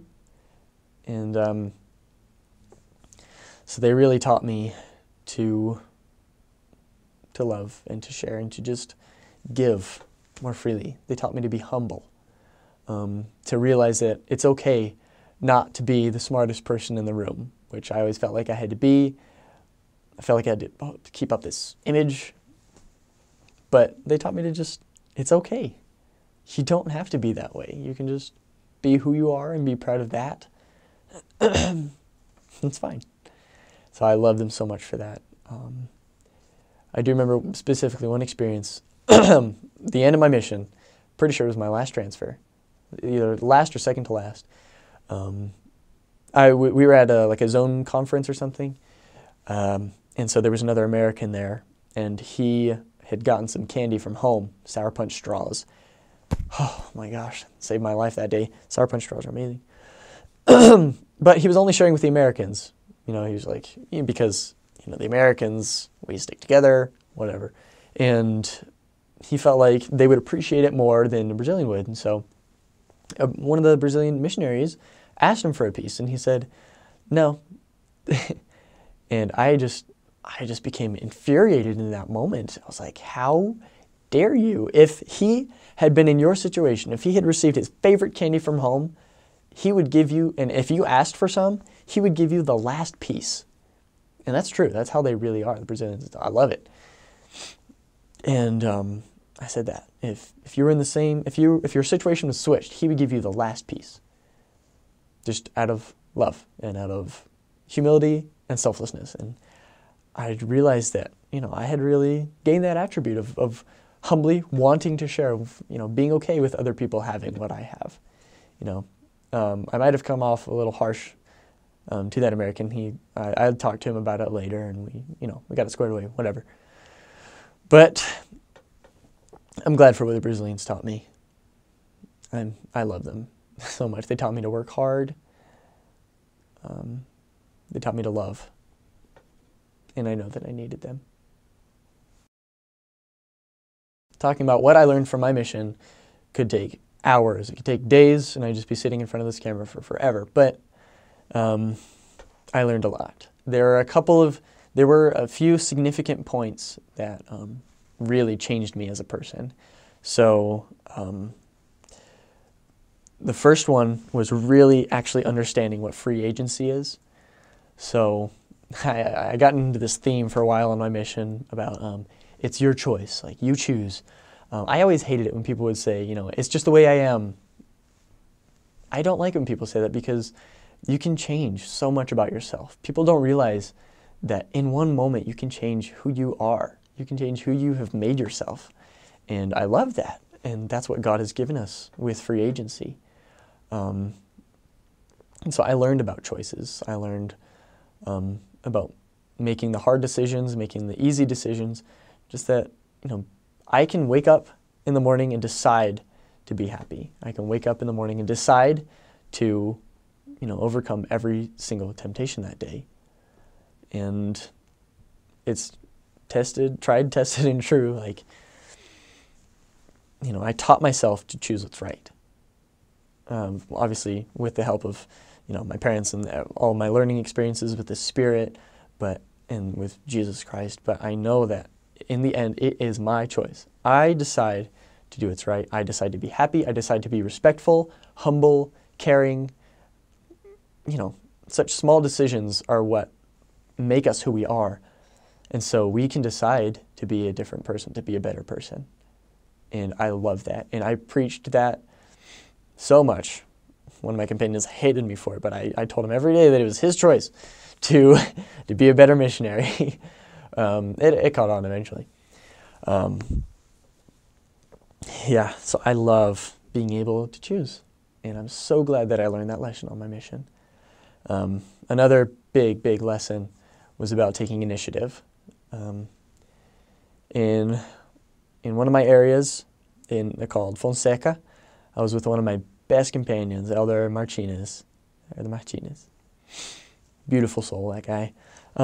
So it was really hard for us to figure out where we were supposed to work, because the area was kind of weird. It was like one road running through the middle, and then it was like a valley. So there was just this one road and then mountains up on the side, and that was the whole area. And so it was like really rich area right next to the road, and then a really, really, really poor area the higher up the hill that you got. And so we had already knocked all of that, we thought.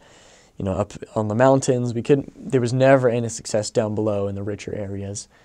And so we were like, where are we going to knock? And so we were just staring at this map of our area, like trying to get some revelation, like where are we supposed to do? And so eventually I read this talk about these firemen, this special kind of like skydiving firemen. They like drop them in on one side of the fire, and then they go fight the fire from the other side. And so these guys, they dropped down and they got to their position, And so they were supposed to wait for instructions on, where to go to fight the fire and stuff like that. So they landed and they were waiting. They didn't get any instructions on their little walkie-talkie thing. And so they just sat there and they waited for hours. And, they took a nap and they just didn't do anything. And so then later on, the other firefighters had finished fighting the fire. And then they found them and they were like, "Where have you been?" And they were like, "We were waiting for instructions. We didn't get any. This is your fault for, this is your fault for not giving us any instructions." And they found out that tiny little area where they were was a dead zone for their walkie-talkie.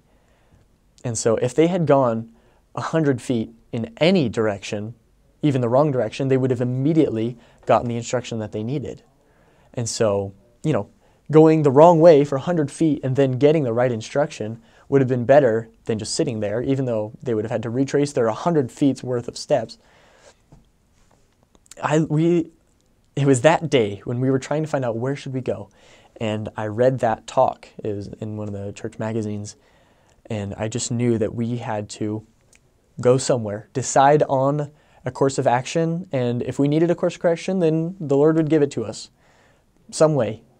And so we just looked at the map. We're like, well, we haven't gone there. Let's go there. And so it was really far, 45-minute walk to get there every day. But we went there. It was the place was called Caixa d'Água, box of water. So we went there and we had wonderful success. We just found so many people to start teaching. We just had a lot of fun, and I learned such a valuable lesson. We just had to decide on a course of action and do it. And if we needed some kind of course correction in the future, then we knew that the Lord would give it to us. And in that case, He didn't have to, because that was where we were supposed to be. So, yeah, that was a wonderful experience, and that is definitely something that I've been able to apply in so many areas in my life. That's how I decided on my major that I'm doing now. So I definitely learned that. Another super significant thing that I learned on my mission, I've already talked about what I've learned from the Brazilians, but it was humility. Just being all right with not being the smartest guy in the room. I'm okay with it now. I understand that I have a lot to learn from so many different people. Just being humble is worth it, I promise. So, yeah, I learned a lot about Christ, about Jesus Christ, and about the example that He really, really is. He's just amazing, the humblest person ever, just the kindest, the gentlest, the most obedient, the most diligent in every aspect of everything. He's the best. And so I learned so much about Him, and for the first time, I started trying so hard to be more like Him, and I changed so much. And I'm so glad that I went on that mission. I'm so glad that I was able to change that much. So I learned a ton from that mission.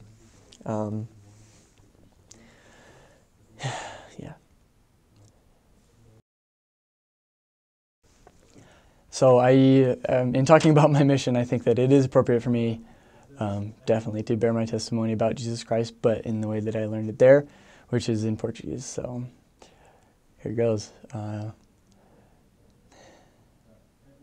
Eu acho uma coisa boa eu gravar isso em português, porque é a língua em que eu aprendi mais do meu Salvador Jesus Cristo. Eu sei que Ele é a melhor coisa que aconteceu com esse mundo.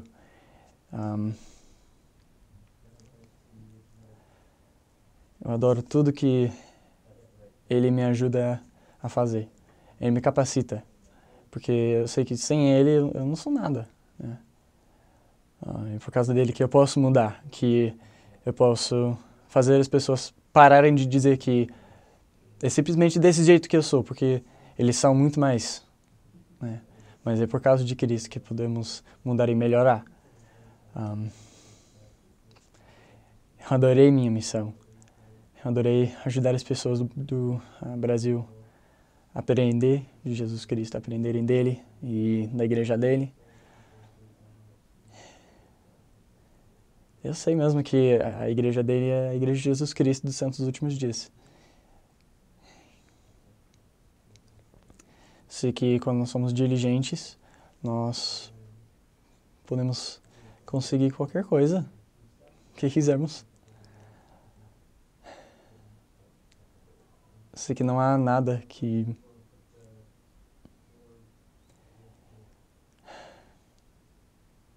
a gente não pode enfrentar, superar, por causa de Cristo. Deus, Ele fez tudo, Ele sabe quais são as fraquezas e as partes, os pontos fortes de cada pessoa. Ele sabe o que eu preciso, Ele sabe o que você precisa.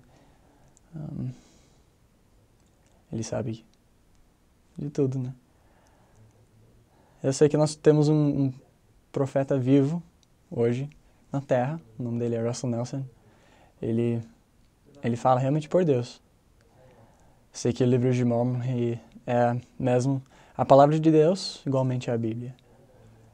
Eu adoro tudo que eu aprendi com os brasileiros, tudo que aprendi no Rio de Janeiro.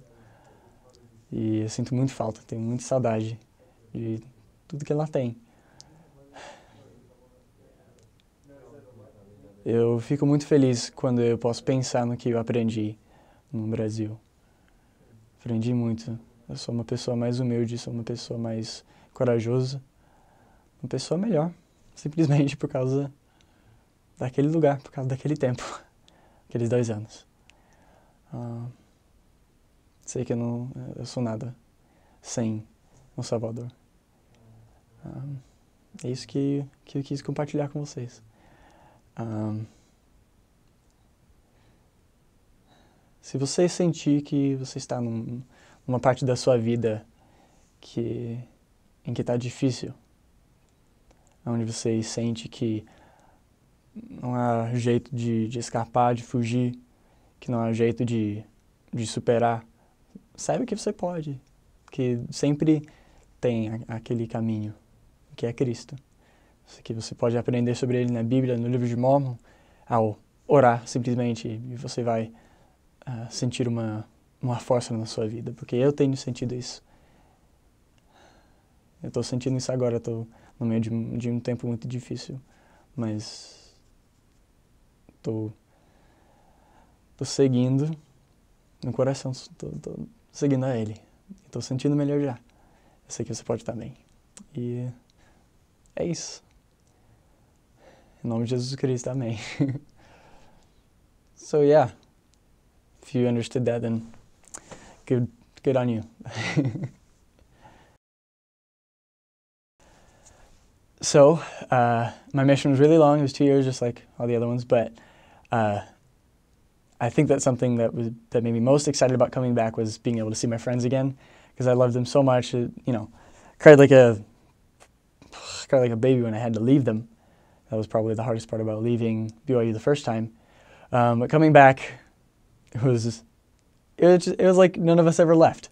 With my roommates, there were the 4 of us, and then Andrew and Dave, and so we all decided to room together. And so our moms, while we were on our missions, they they signed us up to live together at Liberty Square. So we all came back. Now the 6 of us are rooming together. I remember the first time that I saw each one of them when they came back. It was just beautiful, because everybody had changed so much, but then at the same time we had changed so little. Because I'm not going to say so little, but there were, those very special parts about each person that didn't change at all, just personalities and how we were able to get along with each other. So coming back was just wonderful. Coming back to my family, at the end of the mission, it was amazing. It just made the mission seem like a dream. But especially coming back to BYU, where I'm here now, in my 2nd semester back, and it's just weird.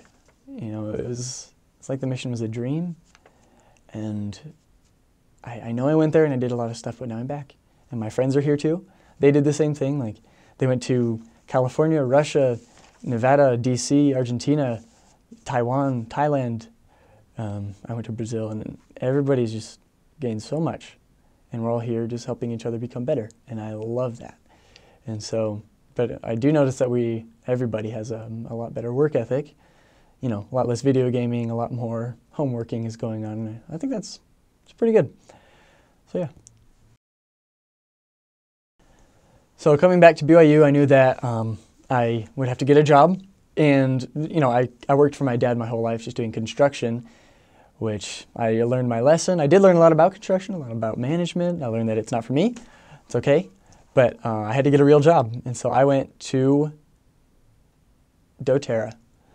So a couple of my friends, so Em, she worked there. And then my roommate Braden, he started going there as well. And so I applied and I got the job, which was pretty easy. It was just working in a call center. And it was the first job, like real job I ever had, the first paycheck I ever got. It was kind of interesting. So I was kind of nervous about getting on the phones, but that wasn't really a big deal. Like we learned just they call it Y-jacking, where you like sit there and so you take calls together with somebody who knows how to do it. And so after a while, it just became second nature. And working there it was a good experience. This is a great place to work. I worked with great people. My team lead, my immediate supervisor, Brendan, was a wonderful person. Working at doTERRA was a good experience for me because, you know, I didn't really enjoy customer service, but it helped me, you know, it did help me, like the customer service, it helped me learn more about other people and the way they work, learn more about how I can help other people, even if they don't understand what I'm trying to communicate to them. It was a good experience, and I did like it for the time that I was there. Since I left there so I could focus more on school, but it was good working at doTERRA. So coming back to school, I didn't really know what I wanted to do. Like my freshman year, I was a math major, and you know, it totally kicked my butt in, you know, a calculus class, and then in linear algebra. Like it was fun-ish, but I didn't really enjoy it, and I knew that it wasn't something that I could see myself doing. But like I said, I took that CS class, the computer science class. I really liked it. Knew I wanted to do something in technology, and so then when I was on my mission still, it was like it might have been the weekend before I had to sign up for classes. We went to this guy's house for lunch, this member, and he was doing really well. He'd been off his mission for like a year and a half. He was married, doing well financially, spiritually. They just seemed like they really had their lives together. And I said, hey, what are you studying? What are you doing? And he said he was doing information systems, which is, you know, like the intersection between business and technology.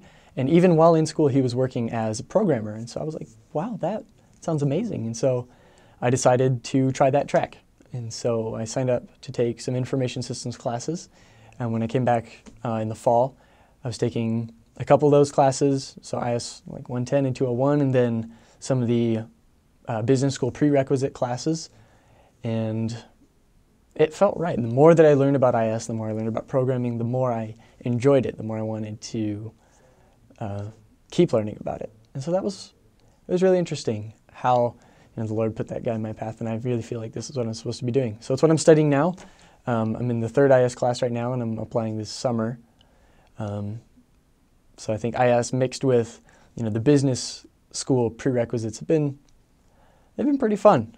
I'm enjoying business, but I think I do like programming more, and that's probably what I'm going to end up in. There's so many different possibilities for the future, so I couldn't tell you right now what's going to happen, but yeah, it's been a pretty big part of my life since I got home from my mission, is just trying to get into that program. So that's that. So my freshman year, I didn't totally eat dust like a lot of people do their freshman year. I did okay. I didn't come out of there with like a 2.3 GPA or anything, but it's not something I'm super proud of, the grades that I did get. And so something that I definitely learned on my mission is simply how to work, how to buckle down and say, all right, I know I would rather be sitting around doing nothing or watching TV or something like that, but right now I'm just going to go to the library and study for 6 hours, and I can do that now. My mission definitely taught me to work, and I really enjoy putting in some good work. It's so satisfying, and I realize that that's what's going to get me anywhere in life. It's especially in the industry that I want to go into with programming. It's not only about the time that you have, let pass by in school or in a job, but it's what you have accomplished and what you can do now. And so, yeah, I enjoy working. I enjoy being busy, and it's a good feeling. So growing up LDS, has been a wonderful experience. I have my parents to thank for keeping me strong in the church. I know that the values that an LDS family has are so unique in this world. You know, even growing up in the Bible Belt, you know, in Georgia, the values that my family has, they are consistent with other, you know, those of other Christian sects, but there's still something different. When you put things in an eternal perspective, you start seeing things that no one else can. Especially with learning. That has been something so significant. Like, I didn't get it in high school, maybe because I wasn't fully personally converted to the gospel or to the idea of real learning, but I understand now that I'm not learning to get through college or even just to get a good job or something like that. I'm learning for my personal edification, so that, you know, one day I can become like God. That's why I'm learning. That's amazing, and I think that a lot of people at BYU share that same idea. They share that same perspective, and that's a value that's been really important to me. That's part of the reason that I am, you know, I'm following the path that I want to follow right now in an industry where I would have to keep learning my entire life. You know, there's no way that I could just be, you know, content one day with what I've already learned and just sit down and never pick up a book again, never search another new topic. Like, I have to keep learning my whole life, and I love that. And that's a value that I think comes from an eternal perspective that I get from the church. Another value that I've seen that has had a really big effect on me is honesty and integrity. I use my dad as an example. I know that he is one of the purest people that I know, one of the most honest, hardworking people that I know, and he's had his fair share of people just treating him very poorly, when, you know, like him doing a whole job for someone and then them just not paying him because they didn't have to, technically, or it's just really sad and really hard when people are dishonest. And I know that if I am trustworthy, you know, then that speaks volumes more than any skill set that I could ever have. One thing that I love about growing up LDS is how close I've been to my family. Growing up in a family of 6 kids is it's an adventure for sure. Not everyone's going to get along. Sometimes literally no one's getting along, and it's just rough. But I know that I will always run to my family. I know that they're always there for me. I know that I can be with them for forever, for eternity. And that's something that you don't see anywhere else. That's an eternal perspective. It's a value that we believe to be an eternal truth that helps me realize where my priorities really are. You know, I've been super blessed with some amazing friends, but I know that even they can come and go. You know, I'll see them every now and then, and it'll be like we're never separated, and we can just catch up and we're friends. But, you know, family, I will always run to them. There's not going to be any chance in me. You're not going to be any chance involved in me, you know, spending time with my family. That is what I will actively seek for my entire life. I love, you know, my family has just been so supportive of me, and I know that a large portion of that comes from, you know, the value that our church puts on the family. It's the basic building block of this, you know, of our society, of God's eternal family, is our little families, mom, dad, and brothers and sisters. That's a beautiful thing. I know that my parents have created a great family, and I see the essence of, you know, a godly eternal family in what they have made for us. And that's beautiful.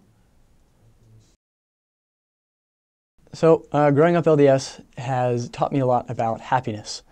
My dad, he told us this story about, and I'll be brief with it, about these parents who they had 2 sons. One of them was super positive all the time, the other one was super negative.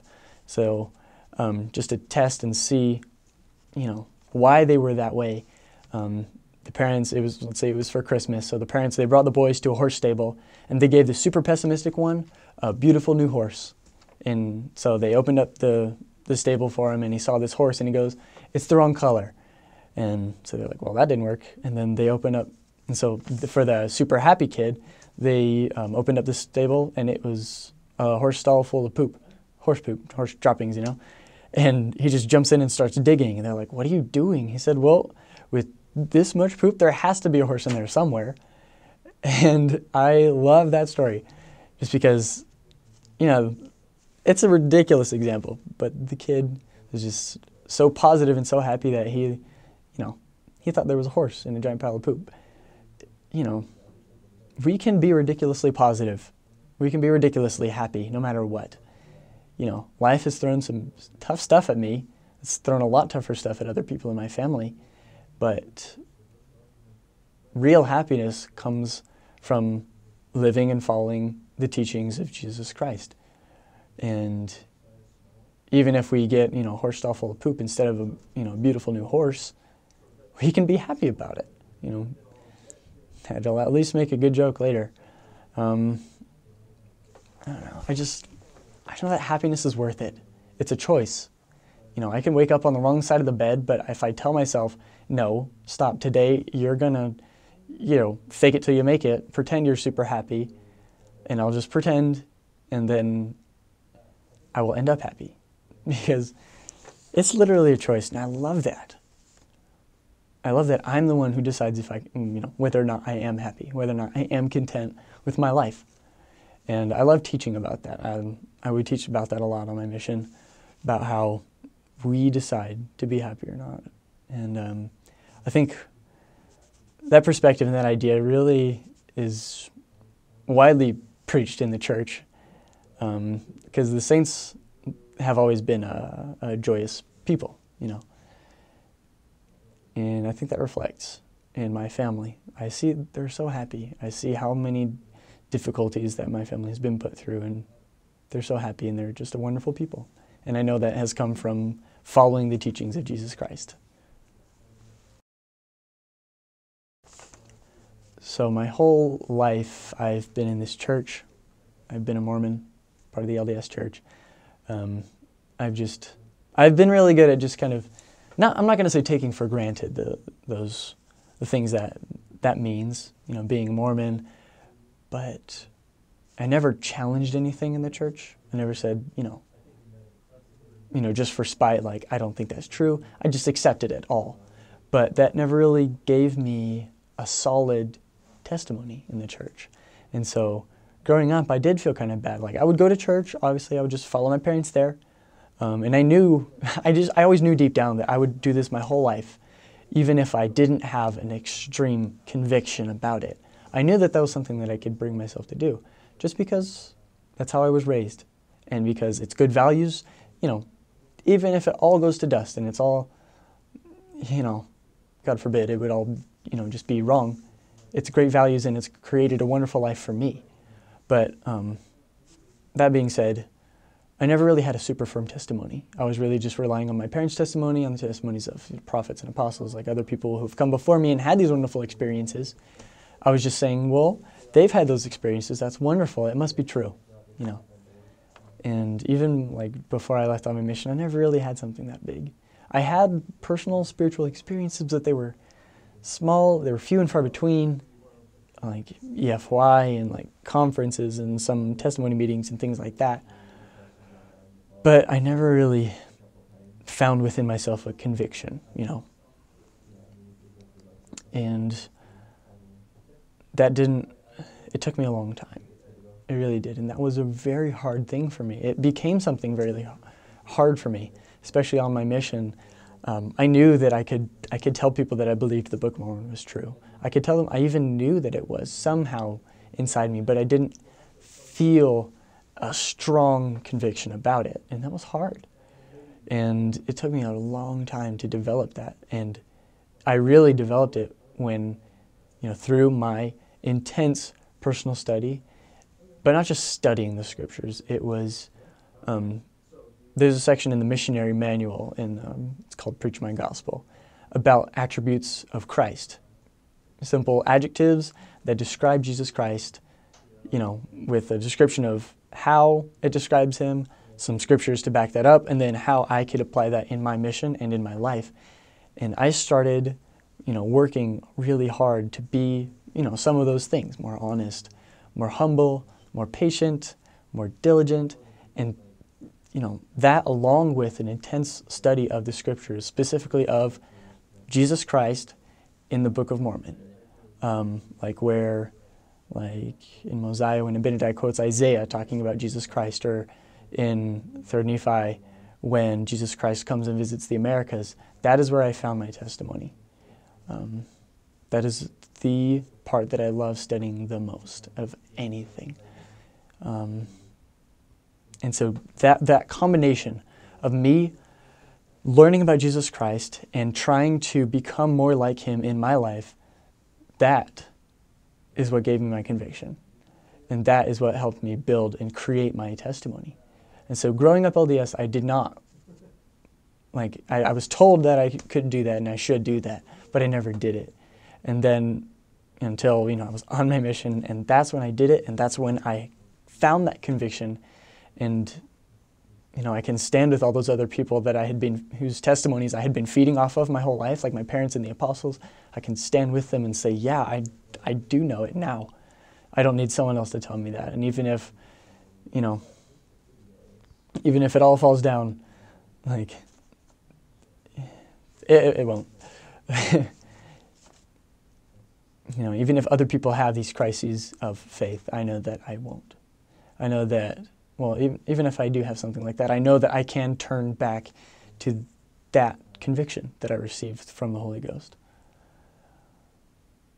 I received that conviction because of my hard, specific work to find it. And I found it, and I have it. And I know that anybody can get that. That was a very roundabout way of saying that, but that's what it took for me. So, yeah.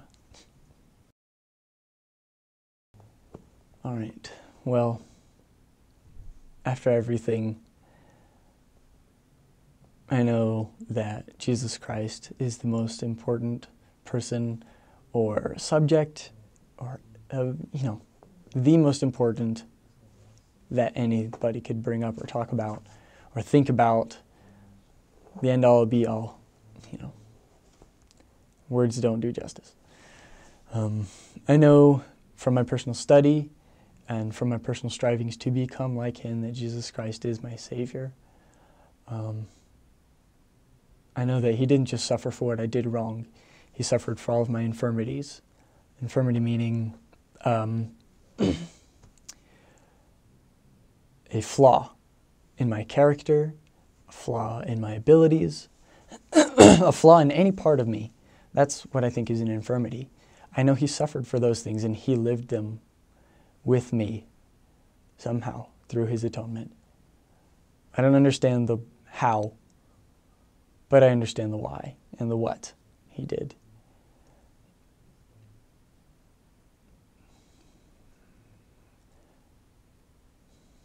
Every action has a consequence, and he suffered those consequences, so I don't have to if I follow him. And I know it's the same for you.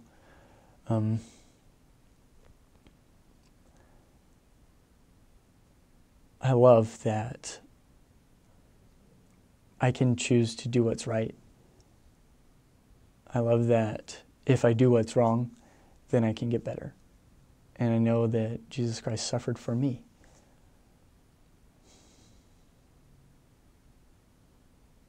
He made the ultimate sacrifice, which was himself. And I know that by studying about him, either in the Book of Mormon or in the Bible or in other texts, that we can come closer to him. And there is nothing more rewarding in this life than to come closer to Jesus Christ. Because when we come closer to him, we become more like him. And to be more like him is our end goal. He's perfect in every way. We're never going to get there in this life, but I think in tiny little glimpses we see every now and then what it's like to be partially perfect in some way, partially even, and and Christ just pushes us in that direction. It's like this life is like trying to roll. It's like trying to push a car up a hill, you know. If you let go, then the car doesn't just sit there. It will roll back down the hill. It's an uphill battle. And so if we stop pushing towards Christ, if we stop pushing ourselves to be more like him, then we start going backwards. And then, so there's no neutral ground here. There's no just sitting on the fence and like not being sure if you want to follow Christ or follow Satan. You're serving one of them or the other, never both, never neither. And I know that serving Christ, seeking to serve others, is the most rewarding experience of any. And so, growing up LDS, the name Jesus Christ was so commonly spoken in my house, at church, not really at school, but, you know, in such a large portion of my daily interactions with other people, especially within my family. I knew that he had to be a very close, a very personal part of my life. And I've talked about how I came to that conclusion, how I found my conviction that he is the Christ. And there's not much more I can say about it other than to encourage anybody to find him as quickly as you can, any way you can. Find him, and he will lift your burden if you let him. He will help you to be better, and he will let you cry in his shoulder if you need to. I know that he approaches and he speaks to each one of us in such a personal way. I always loved how in the Bible he was willing to talk to the children and be with them. Everything that he did was very one-on-one. He never, rarely, I should say, he, healed a group of people. It was one-on-one. He healed a palsied man. He healed a blind man. He healed a stricken woman. He raised a child from the dead. He raised Lazarus. He cast out legions of one person. Only one of the 10 lepers returned to him.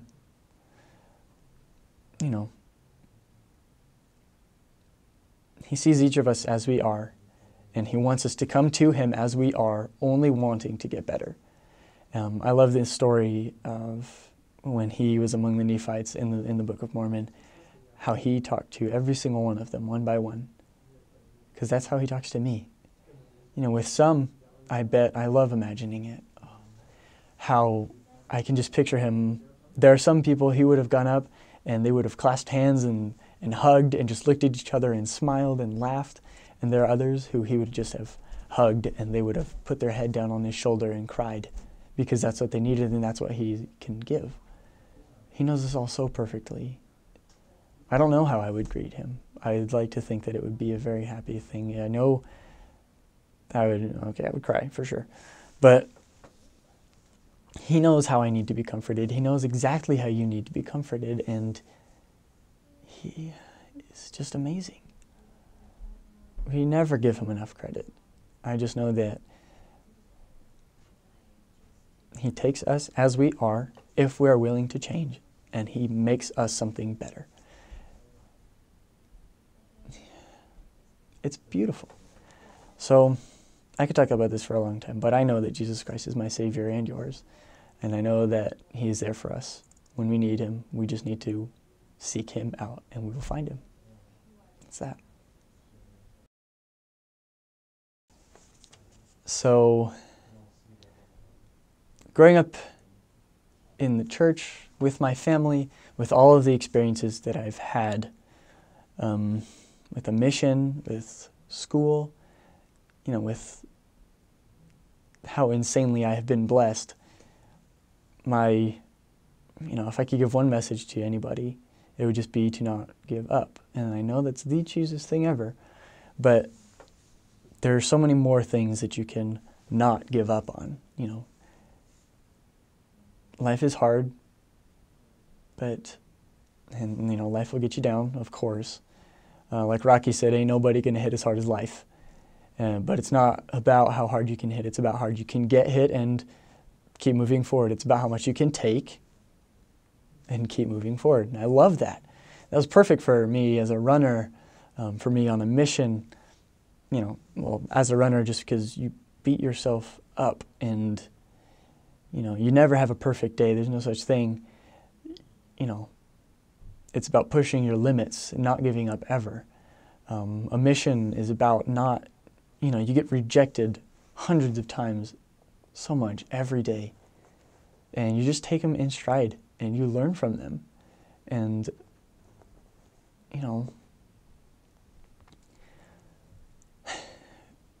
there are a few things in life that frankly, there are a few things in life that I haven't, been naturally good at, or that I have, really, really taken a hit in. But what I have learned is, when I try my hardest and when I don't give up, then I do get better. And I learn and I grow and I progress. And that's why we're here. We're here to progress and become better. I've learned so much. Like I said, I've learned a lot from my older brother, seeing that, life has just not worked out in so many different ways. But it's been a wonderful thing to see him get back up every time. And I respect it so much. And I've seen so many people do that, just not giving up. I've seen the small examples of it in my life, smash it. I love that, because it's, it was something that I didn't think I could do. And then my dad just told me to smash it because he knew I could, and I didn't give up, and I did it, and there you go. And how that has just become a motto of mine. The other, get up and win your race. The boy in the poem fell 3 times. He was so far. He was so far behind. But he just didn't give up. He got back up and he finished. And, we are each given so much. We are each given all of our talents and our abilities and our our characteristics, our personality, and we can only do so much with it. And the Lord doesn't ask, the Lord didn't ask the man who was given 2 talents to bring back 10. The man who was given 5 talents brought back 10, and he was rewarded. The one who got 2 and only brought back 4 was rewarded the same exact way. It was so proportionate. The Lord just asks that we do the best with what we have, and that means not ever giving up. Giving up would be telling God to his face that he's wrong. I love in the scriptures, in any scriptures, how when God would call a man to be a prophet, and he would say, but I'm just whatever, I'm just a fisherman, or I'm just a man, I'm slow of speech, so many different excuses. The Lord never said, oh, yeah, you're right, I should probably find someone else. I believe in a much more powerful God than that. He said, I know exactly what you are, and I know more about your imperfections than you do. But, I know a lot more about your potential too. And that's why I'm calling you. And so when we were faced with a challenge, God didn't put it in your way just so you could prove him wrong and say, actually you're wrong, I can't do that. Because he says, I know exactly what you can't do. And I know exactly what you will be able to do if you apply yourself and if you try. And, that's why we have obstacles in our lives. That's why sometimes things just don't work out. It's because God knows our breaking point. He knows exactly how hard to push us. And he does it all because he loves us.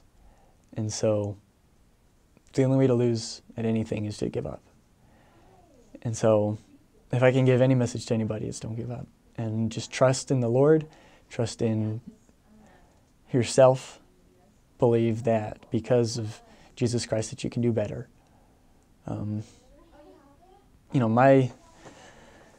My life hasn't really had that many failures. I've been really blessed. Frankly, I'm not bragging about it. That's just how it was. That's just how it's been for me. I know that I feel like I'm happy.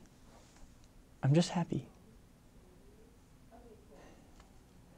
Even though I'm, extremely indecisive, I don't know where my life is going to take me, where I'm going to take my life, I guess. But I'm happy because I know that trusting in my Savior, that it will all work out.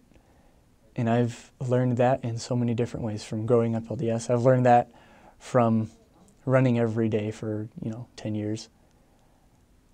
I've learned that from things that you wouldn't even think that applies to. I learned that from being rejected on a daily basis on a mission.